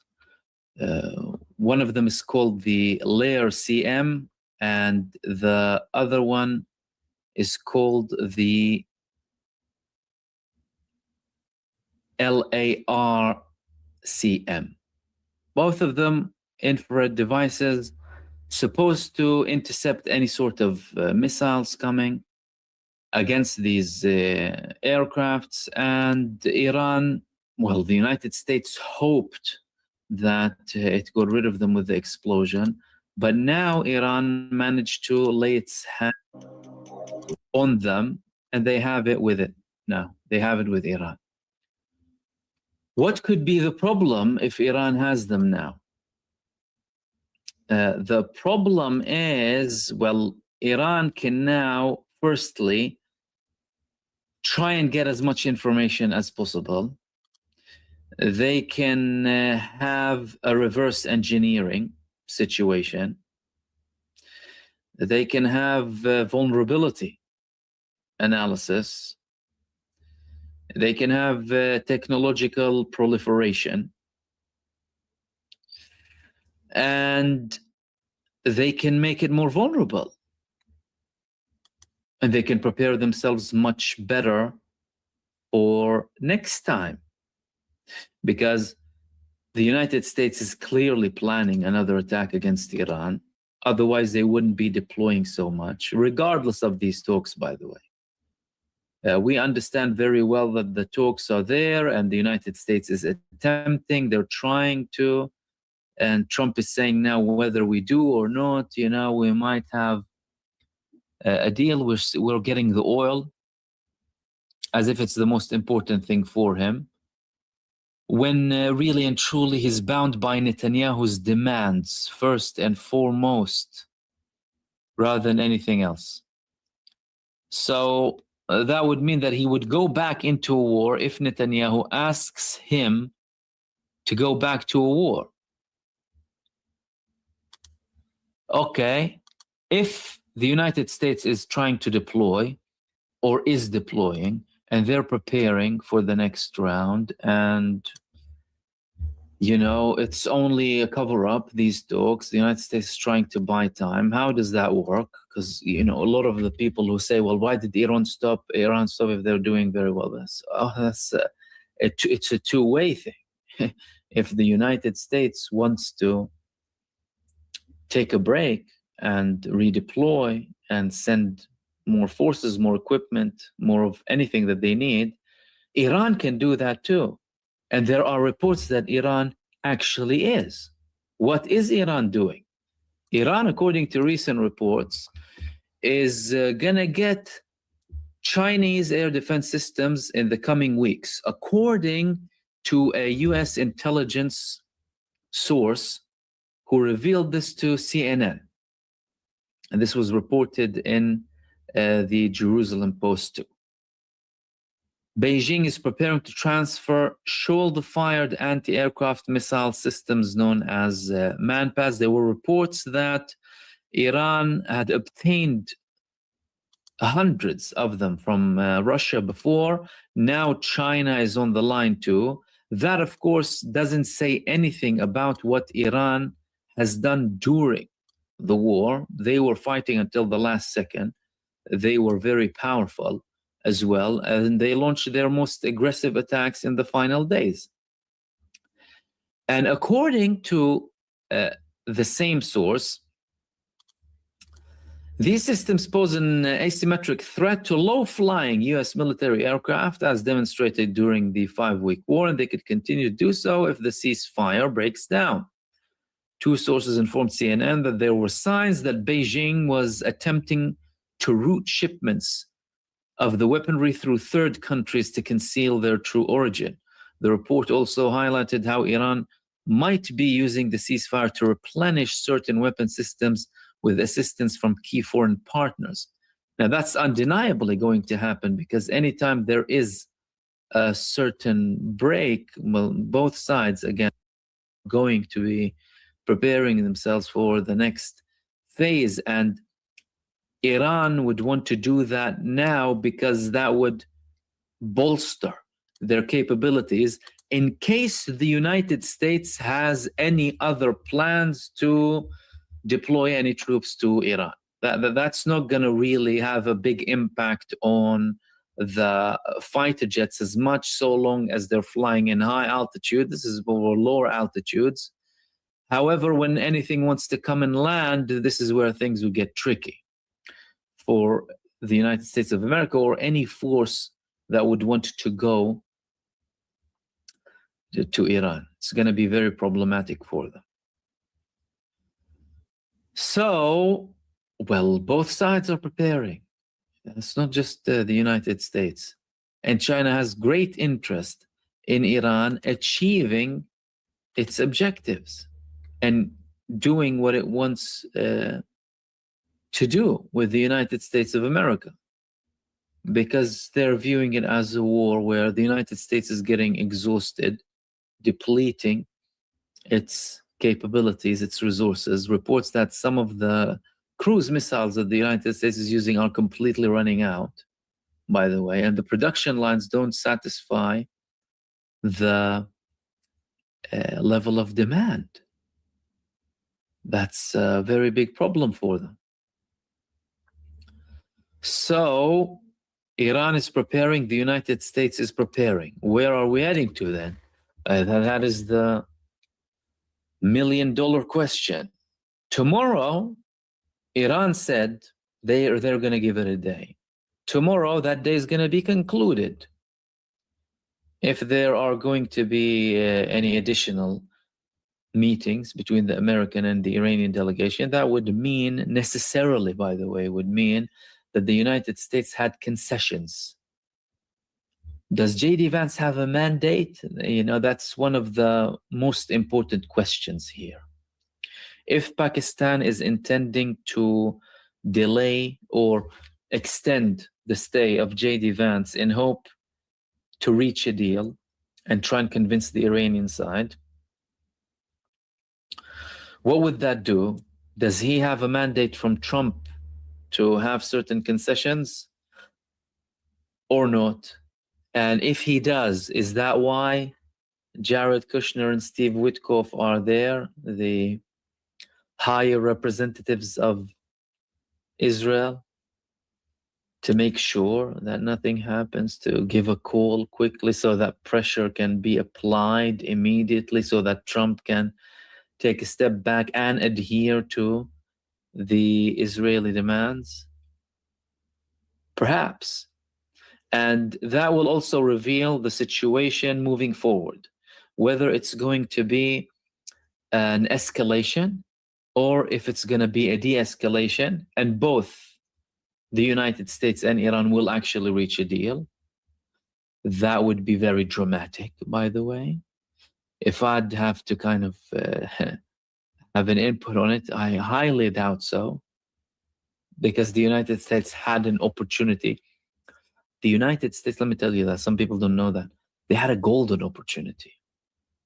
In June 2025, it was a golden opportunity. Iran came to them with a great deal. Of course, Iran had red lines, and they came with their red lines. Said certain things, we're not going to talk about them.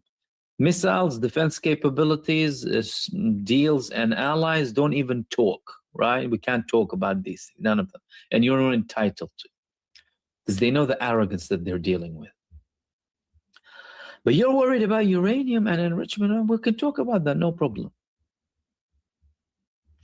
And in essence, the United States would have a deal. There were some reports as well that Iran would have allowed, again, I personally didn't see that, there were reports of them, I couldn't verify them, that there would have been American participation also in the inspections coming from the IAEA, under the IAEA umbrella, but also Americans too. That would have been like a big accomplishment for the United States. And there would have potentially been an opportunity for American corporations to invest in Iran. Imagine that. Like, if you're worried about your country and thinking about your country's prosperity and you want to increase business, more work, more whatever, imagine the United States had more investment in Iran and you'd create more work opportunities, more revenue for the corporations if he's just pro-corporations, for example, Trump. But he did none of that. Why? Because he's not thinking about the American interest, not the American corporate interest, not the American public interest, nothing. He's concerned about himself and his masters, who led him to this aggression against Iran. And to add to that, well, to my notion that I don't think it's really going to work personally, is his statement too. I mean, they have a track record now. We need to understand how to recognize the patterns. What have they been doing so far? The fact that he said, well, I'm not sure if there's not going to be a deal. It's not going to be a problem. We have oil flowing. So there might be just a certain understanding about oil. You know, just give us access to the strait. Charge us, but give us access. But we can't guarantee that we're going to remove combat forces. We can't guarantee this and that. In the hope that America would say what? Iran is not going to attack us for that. Because that's the logic that's going to come from the United States then, right? They're going to think, okay, they agreed to a temporary ceasefire. It's 2 weeks. All we need to do is say, we didn't really reach an agreement, but here's a small understanding. Just give us access and that's it. Because then Iran would be less likely to continue attacking. Once you have a ceasefire, the idea would be, again, we don't know what Iran can or cannot do, or decides to do. It can't,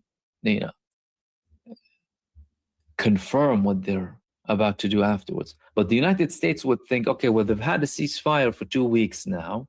They're unlikely to just randomly continue to attack us, right? And they might be mistaken. Iran went into the talks based on a 10-point framework that Trump himself agreed to establish the talks upon. And if that temporary ceasefire ends and there is no agreement, the understanding from Iran's perspective is we're back to square one, where they can come and attack us anytime they want. And there's just a temporary ceasefire. There is no guarantee of non-hostility or whatever. So we need to continue the job. We need to begin attacking. And that time, Iran would begin, not the United States and Israel. And that would probably be the first time that Iran would begin an offensive on Israel and the United States. Iran has always been in a defensive position. Support for resistance and long-term vision and all of these things. But this time, they could decide after the ceasefire ends, okay, they attacked us this many times. They're refusing to have an agreement that would have non-aggression agreements that are solid with guarantees, recognition, all of the demands of Iran. They wouldn't necessarily agree to our position in the Strait of Hormuz for a long term. So what are we waiting for? We're going to attack them now. That's a scenario that, in my opinion, could be likely, although we have never seen it before. But Iran could tell them, there you go. We gave you the final opportunity. And there were statements that Iran said, this is the final option. This is the final opportunity. And then they're going to give 1 day. Tomorrow we'll see whether that agreement is coming or that agreement isn't coming. If there is no progress, expect things to get heated. And the United States and Israel would potentially be aware that there's a likelihood of an Iranian attack against them. Therefore, they would want to go in first, which leads us back to the assessment of Israel. This is only going to last for several days, and war is going to restart. And these were the main things that I wanted to share with you in this live stream. Thank you so much for tuning in. Thank you for everyone who sent supers, everyone who participated in the chat. As usual, I'll be with you hopefully almost by the hour with videos across the day, and another live stream hopefully tomorrow too. In the meantime, enjoy the rest of your evening, day, or night, depending on where you are, your weekend. Stay blessed, take care, and I will see you soon in the next video. Peace, everyone. Salam. Right now, misinformation spreads faster than facts, especially on the most sensitive global story.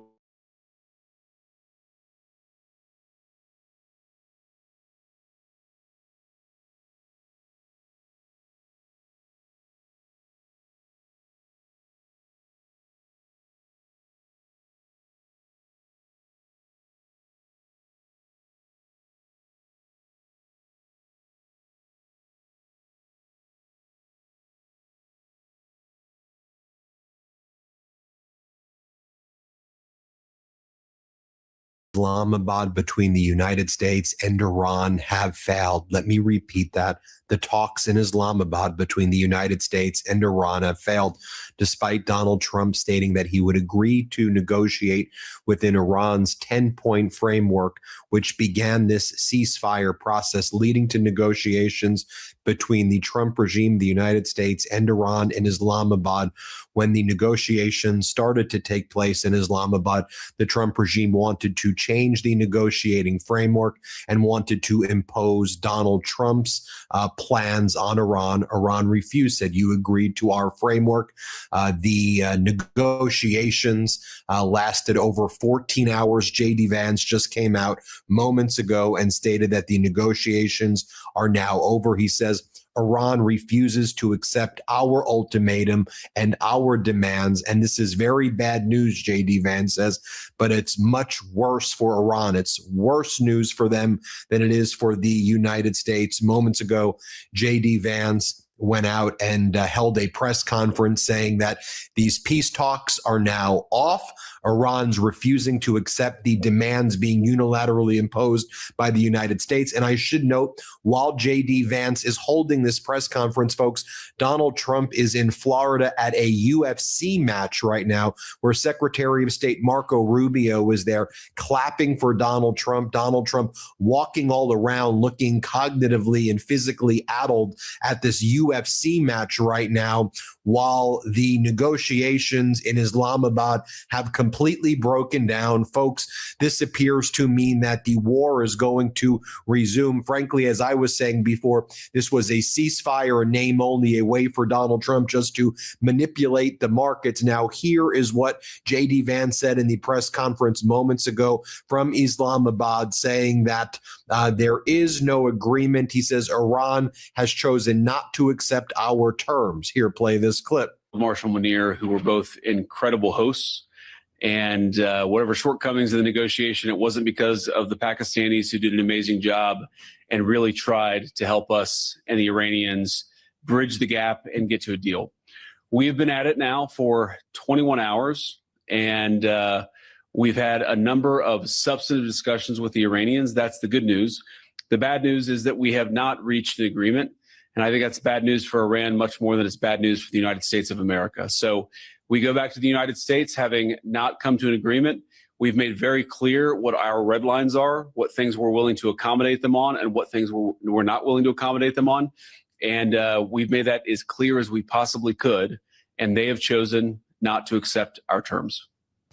Well, it should be noted that the United States accepted Iran's terms, the 10-point plan, going into this negotiation. And then Donald Trump does what Donald Trump always does his entire life, commit fraud and try to change the terms. If you didn't like the terms to begin with, then don't agree to Iran's 10-point negotiating framework, where Iran would be able to continue enriching uranium, control the Strait of Hormuz, and charge $2 million per vessel. It would provide security guarantees for Iran, Hezbollah, Iran proxy groups like the Houthis, and the Shiites in the Shiite militia groups in Iraq. It would provide full reparations to Iran, remove all sanctions from Iran. Y'all agreed to the 10-point term, Trump regime. Then you went in there and said, nope, we're not agreeing to it. We want to control the Strait of Hormuz. We want to do a joint venture with you. And Iran's like, well, that's not what you agreed to, and that's not what we're agreeable with.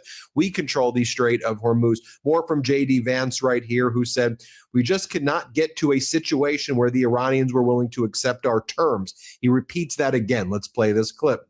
Was there a framework on anything? And also, did the Iranian frozen assets come up, and did you reach any conclusions on those frozen assets? We talked about all those issues, Jen, and we talked about a number of issues beyond that. And so certainly those things came up. But again, we just could not get to a situation where the Iranians were willing to accept our terms. I think that we were quite flexible. We were quite accommodating. The president told us, you need to come here in good faith and make your best effort to get a deal.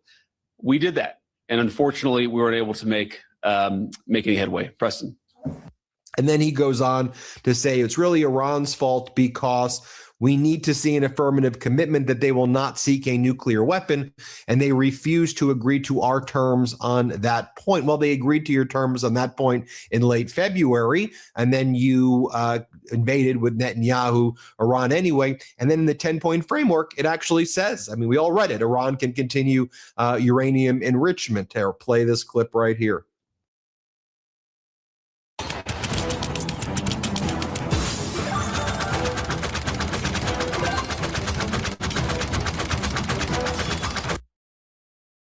Questions? Sir, Nick Robertson from CNN. Precisely what have they rejected here? Can you help us understand it a little bit? Well, I won't go into all the details because I don't want to negotiate in public after we negotiated for 21 hours in private. But the simple fact is that we need to see an affirmative commitment that they will not seek a nuclear weapon, and they will not seek the tools that would enable them to quickly achieve a nuclear weapon. That is the core goal of the President of the United States, and that's what we've tried to achieve through these negotiations. Again, their nuclear program, such as it is, the enrichment facilities that they had before, they've been destroyed. But the simple question is, do we see a fundamental commitment of will for the Iranians not to develop a nuclear weapon, not just now, not just 2 years from now, but for the long term? We haven't seen that yet. We hope that we will. Jen. Was there a framework on anything? And also, did the Iranian... Now, before J.D. Vance announced that the negotiations in Iran the negotiations with Iran and Islamabad were a failure, we were hearing from Iran's regime media. Here's what they posted. The excessive demands of the American side, especially regarding the Strait of Hormuz, have so far prevented the establishment of a common framework for negotiations. Negotiations continue, and it is unclear whether they will definitely be extended for one day or the terms will return to the capitals for consultation. So that was before it was officially announced. Negotiations off. Talks are an utter failure. And what they were saying is that the very framework of the negotiation could not even be agreed upon because when the U.S. showed up, J.D. Vance and Steve Witkoff and Jared Kushner changed the entire framework of the negotiations. There was also an incident in the Strait of Hormuz earlier today where the United States claimed it sent 2 destroyers to successfully sweep mines in the Strait of Hormuz. Then CENTCOM posted a successful mission was launched by the United States to open up the Strait of Hormuz. They were bragging about it. Turned out that was a complete and utter lie. There were a few ships that got through the Strait of Hormuz. A Chinese vessel, an Indian vessel, were the vessels that actually left, not these 2 destroyers. What actually happened, and now that's being confirmed by independent news sources as well, is that the United States tried to send 2 destroyers through the Strait of Hormuz. Iran then sent its navy out and said, if you continue, we're going to blow up these ships.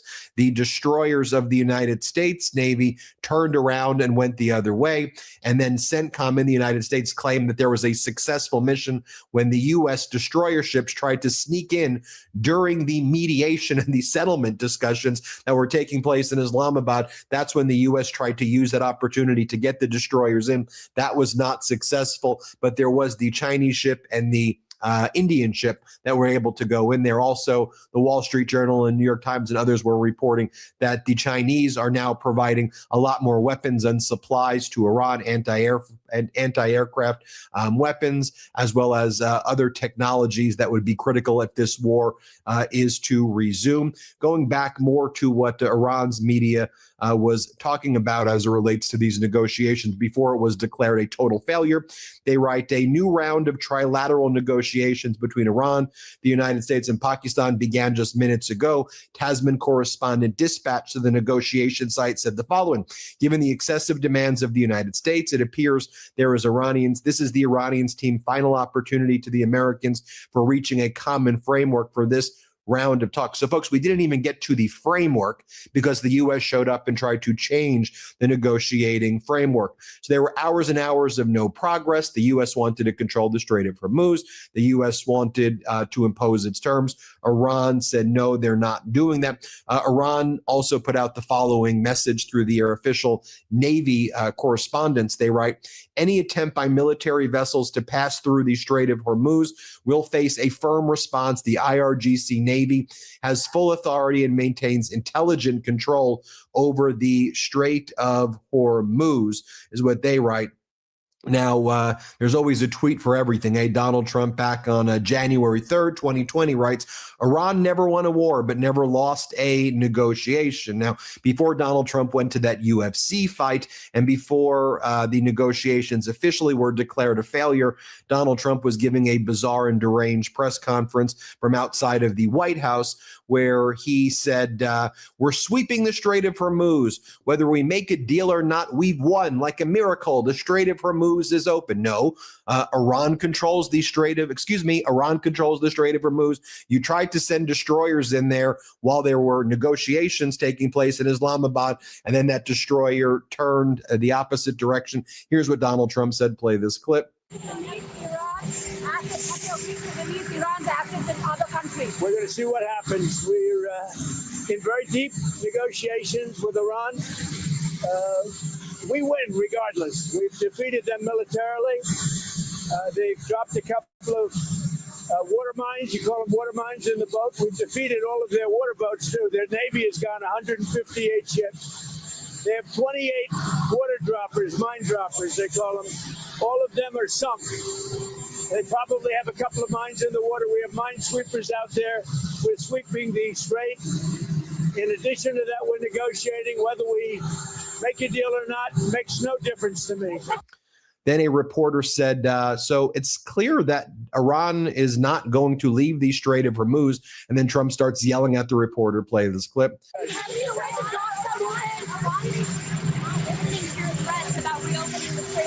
How do you know that? Why do you you say that? Are they real? Why do you say that? You don't know anything. Who you with? NBC News, Philly Circuit. ABC? NBC. Well, let's fake news. Mr. President. Let me just tell you, we win, no matter what. We've defeated their military. They have no navy. 158 ships are underwater, undersea. All of their minesweepers and all of their, they call them mine droppers. Can you imagine? A country has 28 mine droppers. You think that's nice? With all of that being said, they're all defeated, by the way. They're all at the bottom of the sea.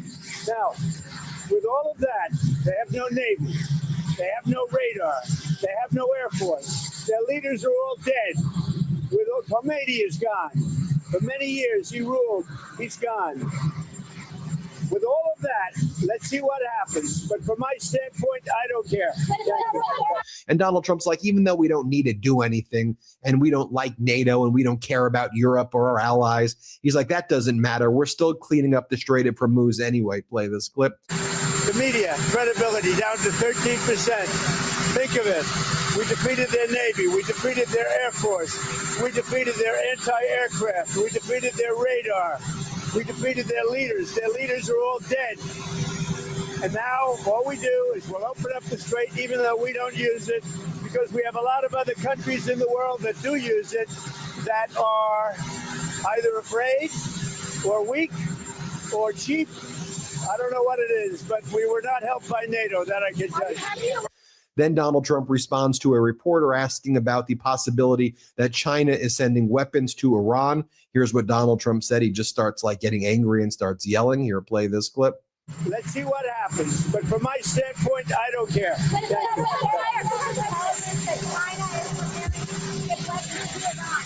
Well, if China does that, China's going to have big problems. Okay? Yep. So as Ross Hendricks explains, it should be now obvious that Trump's acknowledgement that Iran's 10-point plan was an acceptable framework for negotiations was yet another attempt and desperate attempt by the Trump regime to manipulate the markets last week. The U.S. is not in any way interested in accepting the 10-point negotiating framework. The negotiations have failed. While they have failed, Donald Trump is now making social media posts about UFC fights in front of the White House. The UFC Freedom Fight, 250th Freedom Fight, 250th anniversary. Folks, an utterly deranged regime in the United States, an utter failure by the United States. Remember, the United States says Iran has no cards. Well, they just use their cards, folks. We'll keep you posted throughout the day. Hit subscribe. Help us get to 7 million subscribers. You may think you're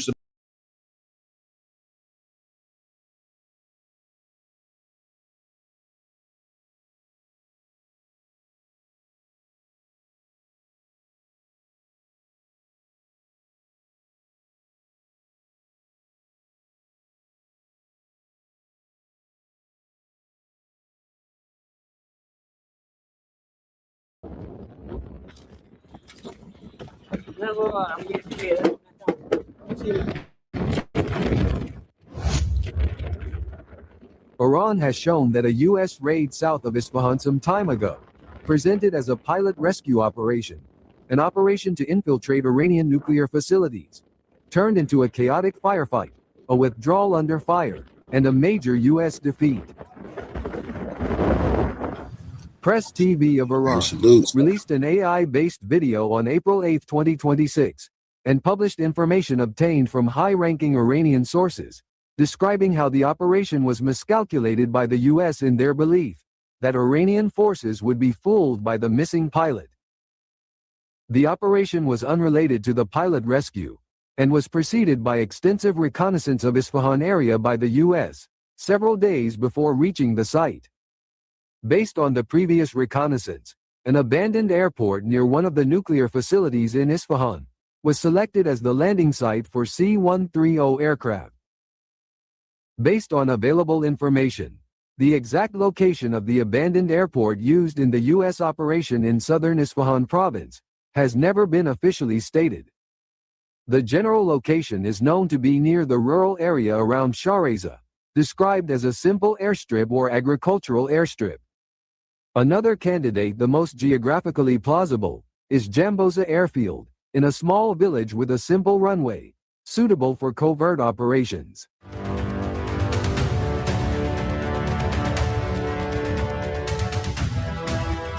U.S. Special Forces fell into a trap set by Iranian military. While the first C-130 landed, it was carrying dozens of Special Forces commandos. The video shows that the aircraft slightly deviated from the runway upon landing. Minutes later, a second C-130 approached, carrying necessary equipment, including special vehicles, several Little Bird MH-6 helicopters, and other support equipment. At that point, Iranian forces targeted the second aircraft, forcing it to make an emergency landing.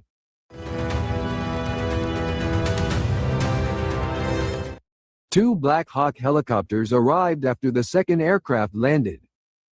They were shocked to find that the aircraft, helicopters, and commandos who had disembarked from the first aircraft had become targets for Iranian forces. Once the U.S. Special Forces realized they had fallen into a trap, White House immediately decided to change the mission from infiltrating the nuclear site to rescuing dozens of U.S. commandos trapped under fire. The U.S. quickly sent several smaller aircraft to evacuate their troops and managed to get them out with great difficulty. This rescue operation, carried out in a hurry because the troops were surrounded, was so rushed that some soldiers and officers abandoned their equipment to escape. Some even left behind intelligence documents. After the commandos evacuated, U.S. fighter jets established a 5-kilometer firing zone to prevent Iranian forces from approaching the abandoned C-130. They also heavily bombed their own equipment to prevent it from falling into Iranian hands.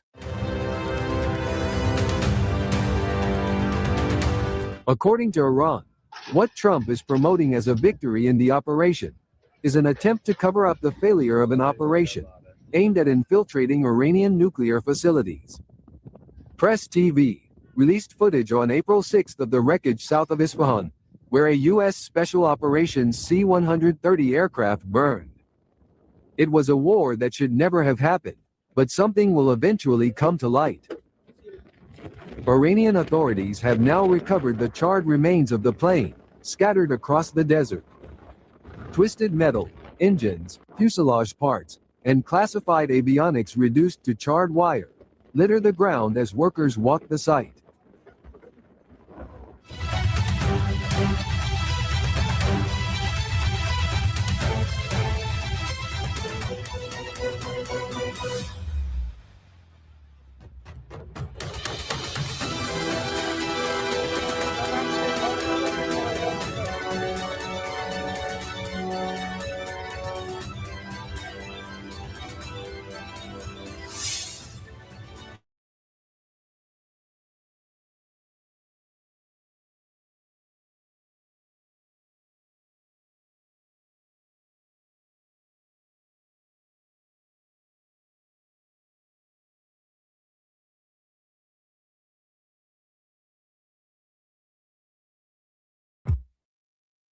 Air navigation tracking sources and ground data reported the mysterious disappearance of a U.S. Triton reconnaissance drone on Thursday, amid conditions suggesting an unnatural accident over the Persian Gulf.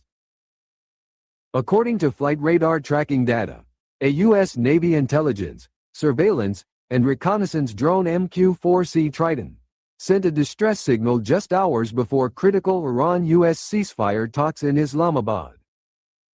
Triton issued a distress signal, was detected sending a 7,700, followed by a 7,400 indicating loss of control or connection with ground control, and then began losing altitude.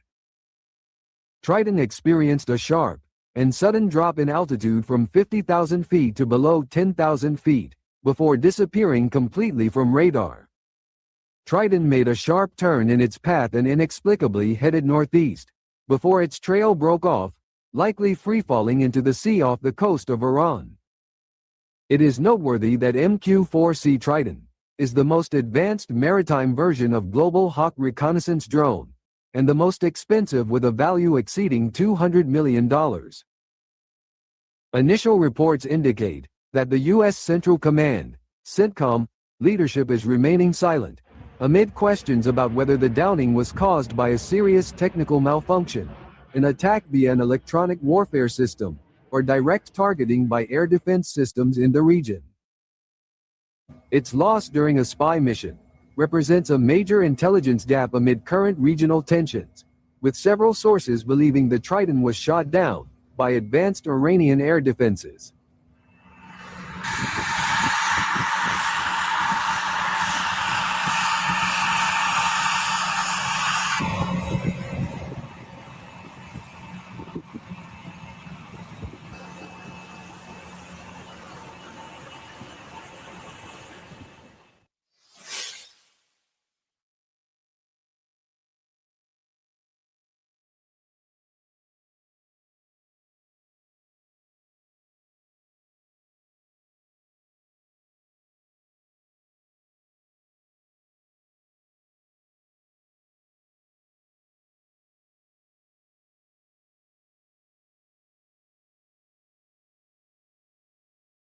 My friends, something doesn't add up in the Iran rescue operation.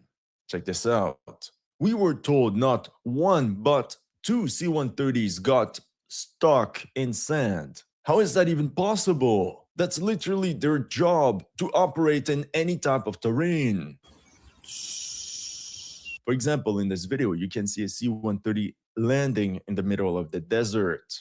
And here, an Indian C-130J landing on an unpaved runway in the Himalayas. And the C-130s used during the rescue operation are not the standard type. We're talking about MC-130J Commando 2s, specialized in clandestine operations, meaning they can plow through dirt, mud, snow, gravel, whatever. Not only that, we were told these aircraft were stuck in sand when the Pentagon insisted on the fact that they landed on an old airstrip. So which one is it? Something is seriously wrong with this story. And that's only the tip of the iceberg. Why would you even need big bulky C-130s for a stealth personal recovery mission? It doesn't even make sense. It's been a week now. Why haven't we seen the pictures of the airmen that were rescued in this heroic mission? Why do you need hundreds of special forces for a rescue mission that should be as discreet as possible? So many questions. You know this video important when I get a fresh cut before recording. And the story by the CIA of the ghost murmur device. Scientists are saying it's bullshit. So in this video, we'll try to find out what else is bullshit in this story. So bullshit, all of it. And check this out. And I mean, the entire operation took place conveniently close to the Isfahan Nuclear Technology Center. Was the pilot rescue actually a cover-up? Was this actually a failed covert mission to seize uranium from Iran? Mission failed. We'll get them next time. Look, I know I can be critical, but that in mind, this was one of the most audacious US combat search and rescue missions of the war. An operation that demanded immense courage and precise coordination. No other country could have achieved an operation of that scale so deep inside enemy territory. Most other countries would have said, GG well played for the pilot. It also marked the first confirmed American ground operation of the 2026 Iran war.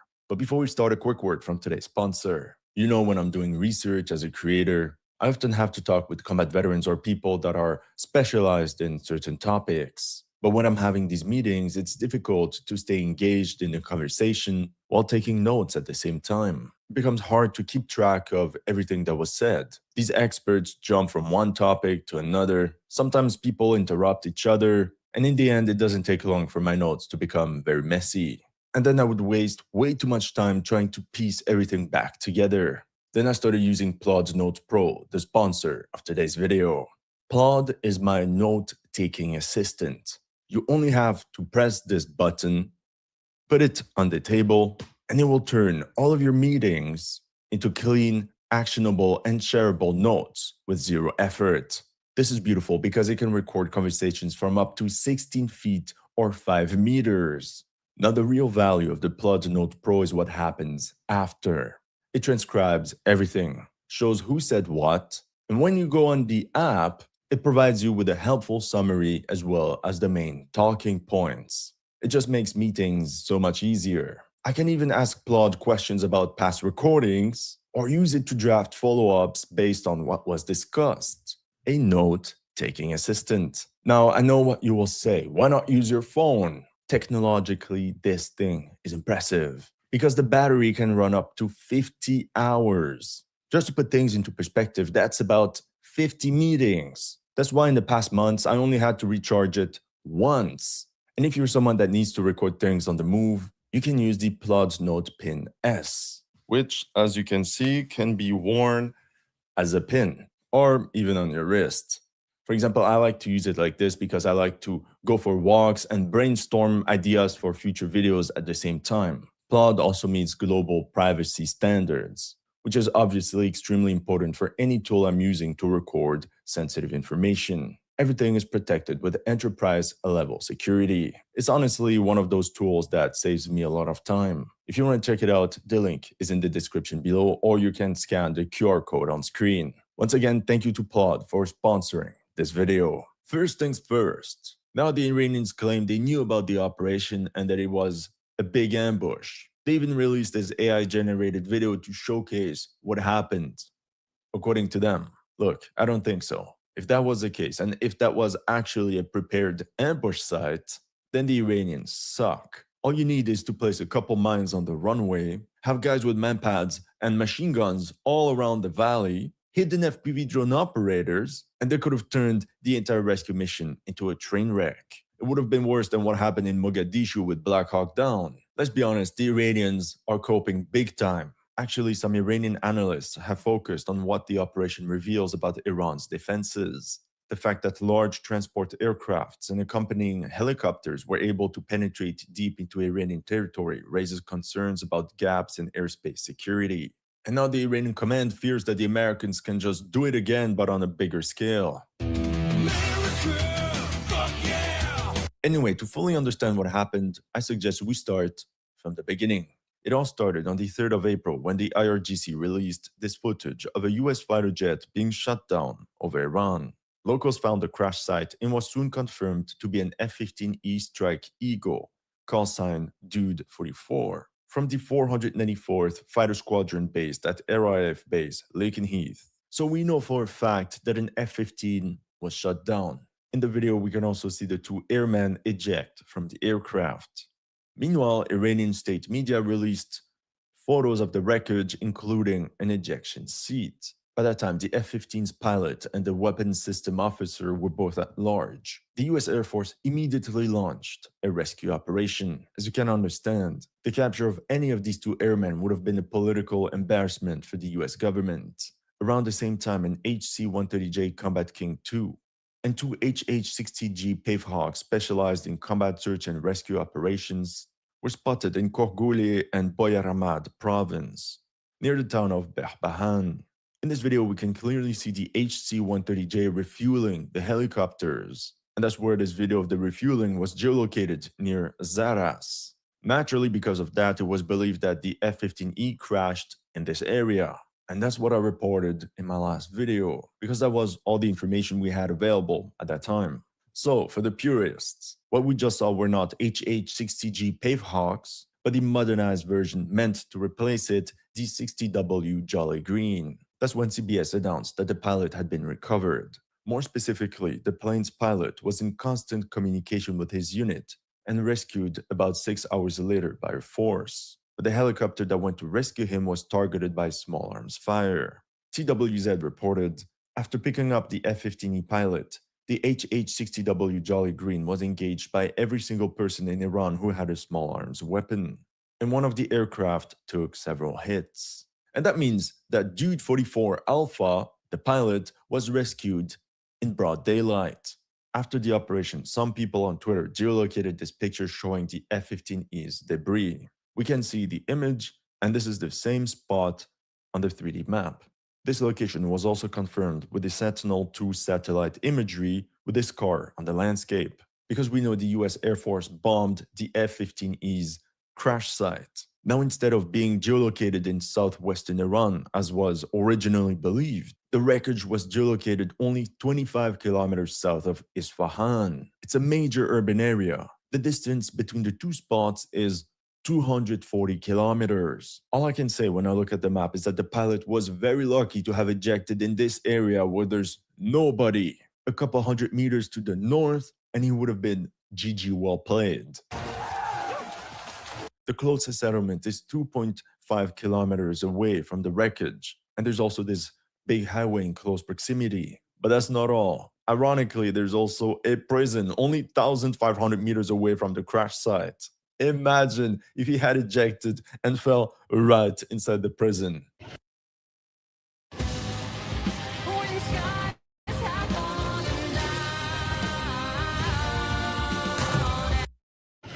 Another fuck up. Another fuck up. Now, jokes aside, my question is, how come the farmers and shepherds from the Zagros Mountains were able to take multiple videos of Combat King 2s and Black Hawk helicopters, but not a single soul near Isfahan? Nobody from the 2 million inhabitants managed to record helicopters or US aircraft circling over this area. It's a real mystery. The only explanation is that the exfiltration for the pilot, Dude 44 Alpha, took place at night. The rescue team aboard helicopters went in and out. End of story. And this is how it should be done. And it's probably while covering the exfiltration of the pilot that the A-10 Warthog was shot down by Iranian air defense. But maybe we do have footage. Remember that video of Iranian police officers firing small arms at one of the helicopters? No, actually, we see the two helicopters. Well, we can see in the footage that it was near an electric line. And right here on the map, near the prison, there is indeed an electric line. My bad, in English it's called power line. The only difference is that there's a lot of greenery in the video, but on the 3D map, it looks very arid south of Isfahan. Now, it could simply be because of the difference in seasons. But now there's this guy on Twitter called Druid Wizard, and he geolocated the police video near Shoram in southwest Iran. It's only 50 kilometers away from all the US aircraft were spotted. And to be honest, the area looks much more like what we see in the video. There are a lot of fields, a lot of greenery. We can spot the power line going through the middle of the fields. And there's the same mountain in the background. And according to the angle of the video, the two helicopters were flying south, back to base. That's not all. Clashes were also reported in Dahdasht. Here it looks like flares. And the town of Dahdasht is geolocated right here on the map. So we have 4 geolocations of US aircraft in southwest Iran, none near Isfahan, apart from the crash site. I see 2 options. Option 1, the F-15 was indeed shut down near Isfahan. That's what the evidence shows. And it was shut down at nighttime. Very important detail. The exfiltration must have taken place in the early hours of the day. Meanwhile, southwest Iran must have been the area where US aircraft refueled and transited back and forth from Isfahan. And you know what? Perhaps that's the video of the exfiltration team with the pilot inside coming back from Isfahan being fired at by small arms. So what people recorded in southwest Iran must have been the end of the operation. That could explain why we have 0 footage near Isfahan and all the footage in the mountains. The New York Post also mentioned the Bakhtiari tribesmen looking for the pilot. That's probably the CIA diversion operation, because the territory of the Bakhtiari people is very far from Isfahan and closer to where the aircraft had been sighted in the Zagros Mountains. Option 2, there were actually 2 aircraft that were shot down, one south of Isfahan and one in the southwest.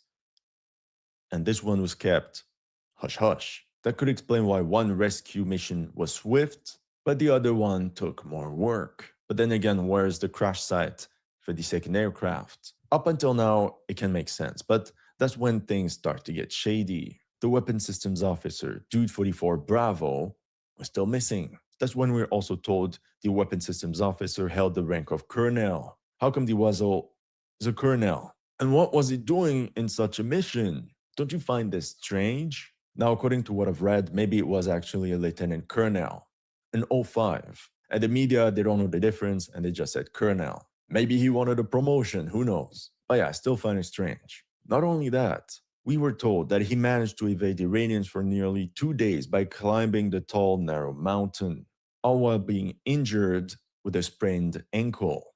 In a country he doesn't know. The New York Times wrote that about 14 hours after the fighter jet was hit, US officials got a lock on the weapons officer's location via a beacon he was carrying.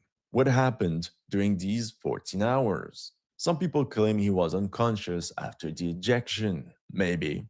But I think it's possible the CIA had assets on the ground, assets that retrieved and sheltered him during the day, and then at night he took off for the mountains.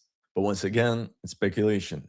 That's when the US assembled a massive armada to save the missing airman, namely 155 aircraft, including 4 bombers, 64 fighters, 48 refueling tankers, 13 rescue aircraft, and more. That's the type of air power needed to suppress enemy air defense and to create a temporary air superiority bubble. But then it was mentioned that the rescue operation also included over 100 special forces operatives. What are you doing here? Trump even mentioned hundreds. But I will tell you, the number, I'll keep it a secret, but it was hundreds. I'm probably not the only one thinking that this is a totally inappropriate force package for the extraction of a single person from a remote area. Why couldn't the US just repeat the clandestine operation that retrieved Dude 44 Alpha? Why do they need 100 spec ops this time? Who knows, maybe it's because the info leaked in the media and they expected strong resistance from the Iranians. On one hand, it shows resolve and how the US military doesn't abandon.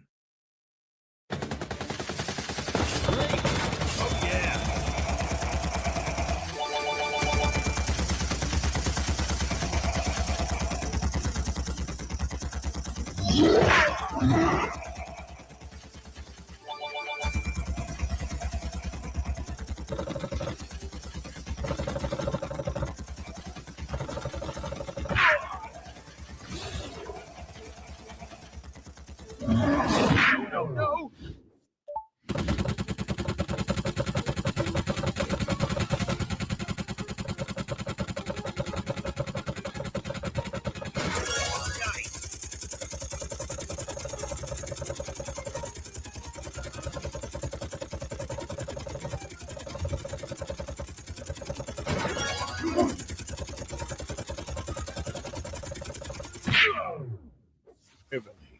Download now.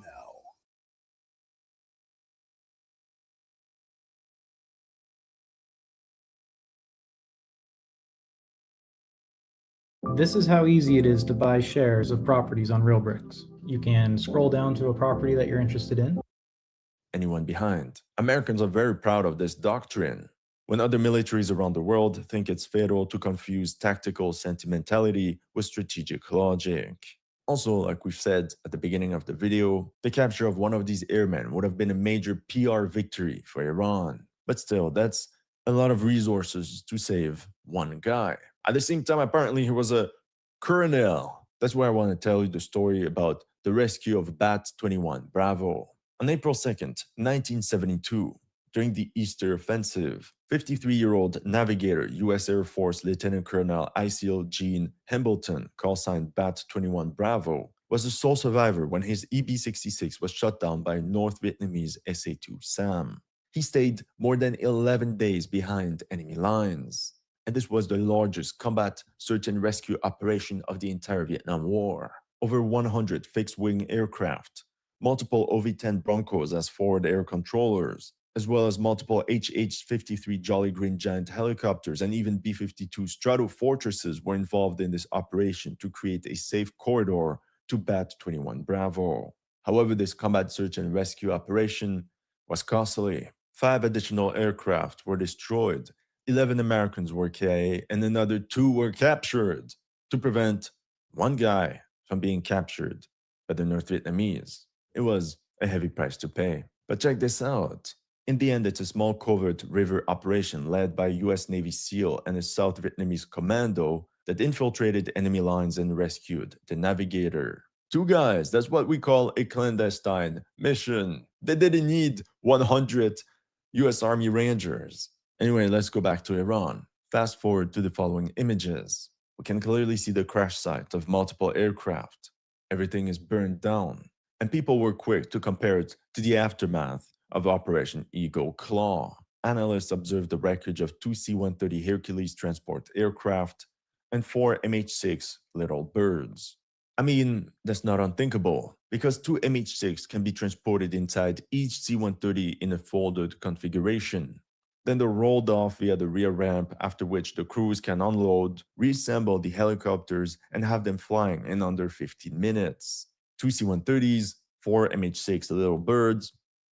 It makes sense. The math is mathing. Point number 2. The crash site was geolocated right here, approximately 50 kilometers south of Isfahan, along an old agricultural runway. The runway is 1,200 meters long, so it's more than enough for a C-130. But it's just so convenient. There's no settlement in a 10-kilometer radius, and this runway did not magically appear. US intelligence had already marked it for a long time. But why would they mark this runway? Well, once again, it's conveniently located only 40 kilometers away from the Isfahan Nuclear Technology Center and Uranium Conversion Facility. It's literally on the other side of the mountain. Oh, well. It's actually pretty crazy to think the Iranians didn't block this runway. Just a couple trucks would have been enough. So yeah, this shows incompetence in the Iranian command. Now, the official story is that Saturday morning, April 4th, US forces established a forward arming and refueling point, FARP, near this old runway. Expecting heavy resistance, 100 Special Forces operators were deployed to secure the perimeter. From there, MH-6 Little Birds took off to the exact location of the weapons systems officer and flew 12 kilometers all the way to that ridge line. Meanwhile, US MQ-9 Reaper drones protected the crew member by striking Iranian military-aged males believed to be a threat who got within 3 kilometers of the airman. The US also bombarded the roads to prevent Iranian forces from approaching. I mean, look at the size of these craters. And there are only a couple roads leading to the runway, so it's very easy to block off. Then the Special Forces flew to that mountain, located and recovered the weapons systems officer. But once at the FARP, the MC-130J supposed to fly them out became compromised. They got stuck. Reuters reported the commanders made a high-risk decision, ordering additional aircraft to fly into Iran to extract the group in waves. A decision that left the elite commandos waiting for a couple of tense hours. As you can see, the mission could have turned into a complete disaster. That's when they burned all the hardware and were exfiltrated by 3 de Havilland Dash 8s. That means the Dash 8s were probably not airborne at the time of the operation. They had to be flown in from Kuwait or Saudi Arabia to rescue the rescue team. But let's go back to what the Telegraph reported.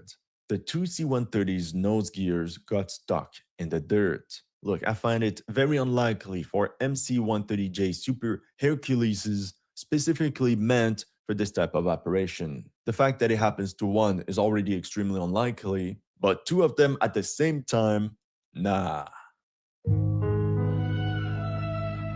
Also, how can they be suddenly stuck in sand? Weren't they on a runway? Wasn't this the entire purpose of the runway? Something is off. Also, before landing the C-130s, you drop commandos to check if the runway is suitable and that there are no obstacles. Now, I don't think the C-130s crash-landed. What are the odds that the 2 of them crashed right beside one another? And from the images, it's clear that they were burned after, during the exfiltration. But if we take a look at these images, there are clear marks of bullets and air bursts on the C-130 Hercules. This means these transport aircraft were fired at by small arms. They had been detected, and there's even this footage of machine gun fire in the direction of a US helicopter, in a landscape that resembles pretty much where that entire rescue mission took place. This retired special operations officer said, "It is more likely that the aircraft took hits upon entry, and also likely took hits and damage while on the ground at the hasty FARP. That could explain why we have a picture of the 2 aircraft side by side. In this diagram, we can perceive the silhouette of the 2 planes. It's still a very strange positioning, especially for transport aircraft supposedly got stuck as they were about to take off. To me, it looks more like they're shielding each other from small arms.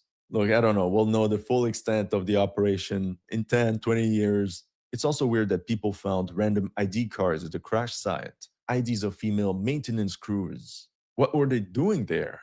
In conclusion, it's been a week, and we still didn't get the pictures of the pilot and the weapons systems officer that were rescued. They're heroes, so it's very strange. Here's what I think. It's very likely that the US prepared and planned a special forces operation against the nuclear facility of Isfahan for some time now. It's something Trump talked about a lot. The location of the runway is just way too convenient. It's possible the US command pulled out this plan from the drawers and refurbished it to rescue the missing airman from the F-15. Otherwise, the main mission that weekend was a special forces infiltration to strike the Isfahan Nuclear Research Center. Personally, I don't think the objective was to extract uranium, because as you can imagine, it's very complicated. But the objective could have definitely been to detonate the uranium and the entire research facility, just blow everything up. That would have provided Trump with a victory and the political exit he was seeking from the war. And in this context, it's possible the F-15E Strike Eagle was flying to cover this operation. But it got shot down, and that's when things went south. The mission then shifted from an attack against the nuclear facility to rescuing the weapons systems officer. Cool, Phil. Follow me.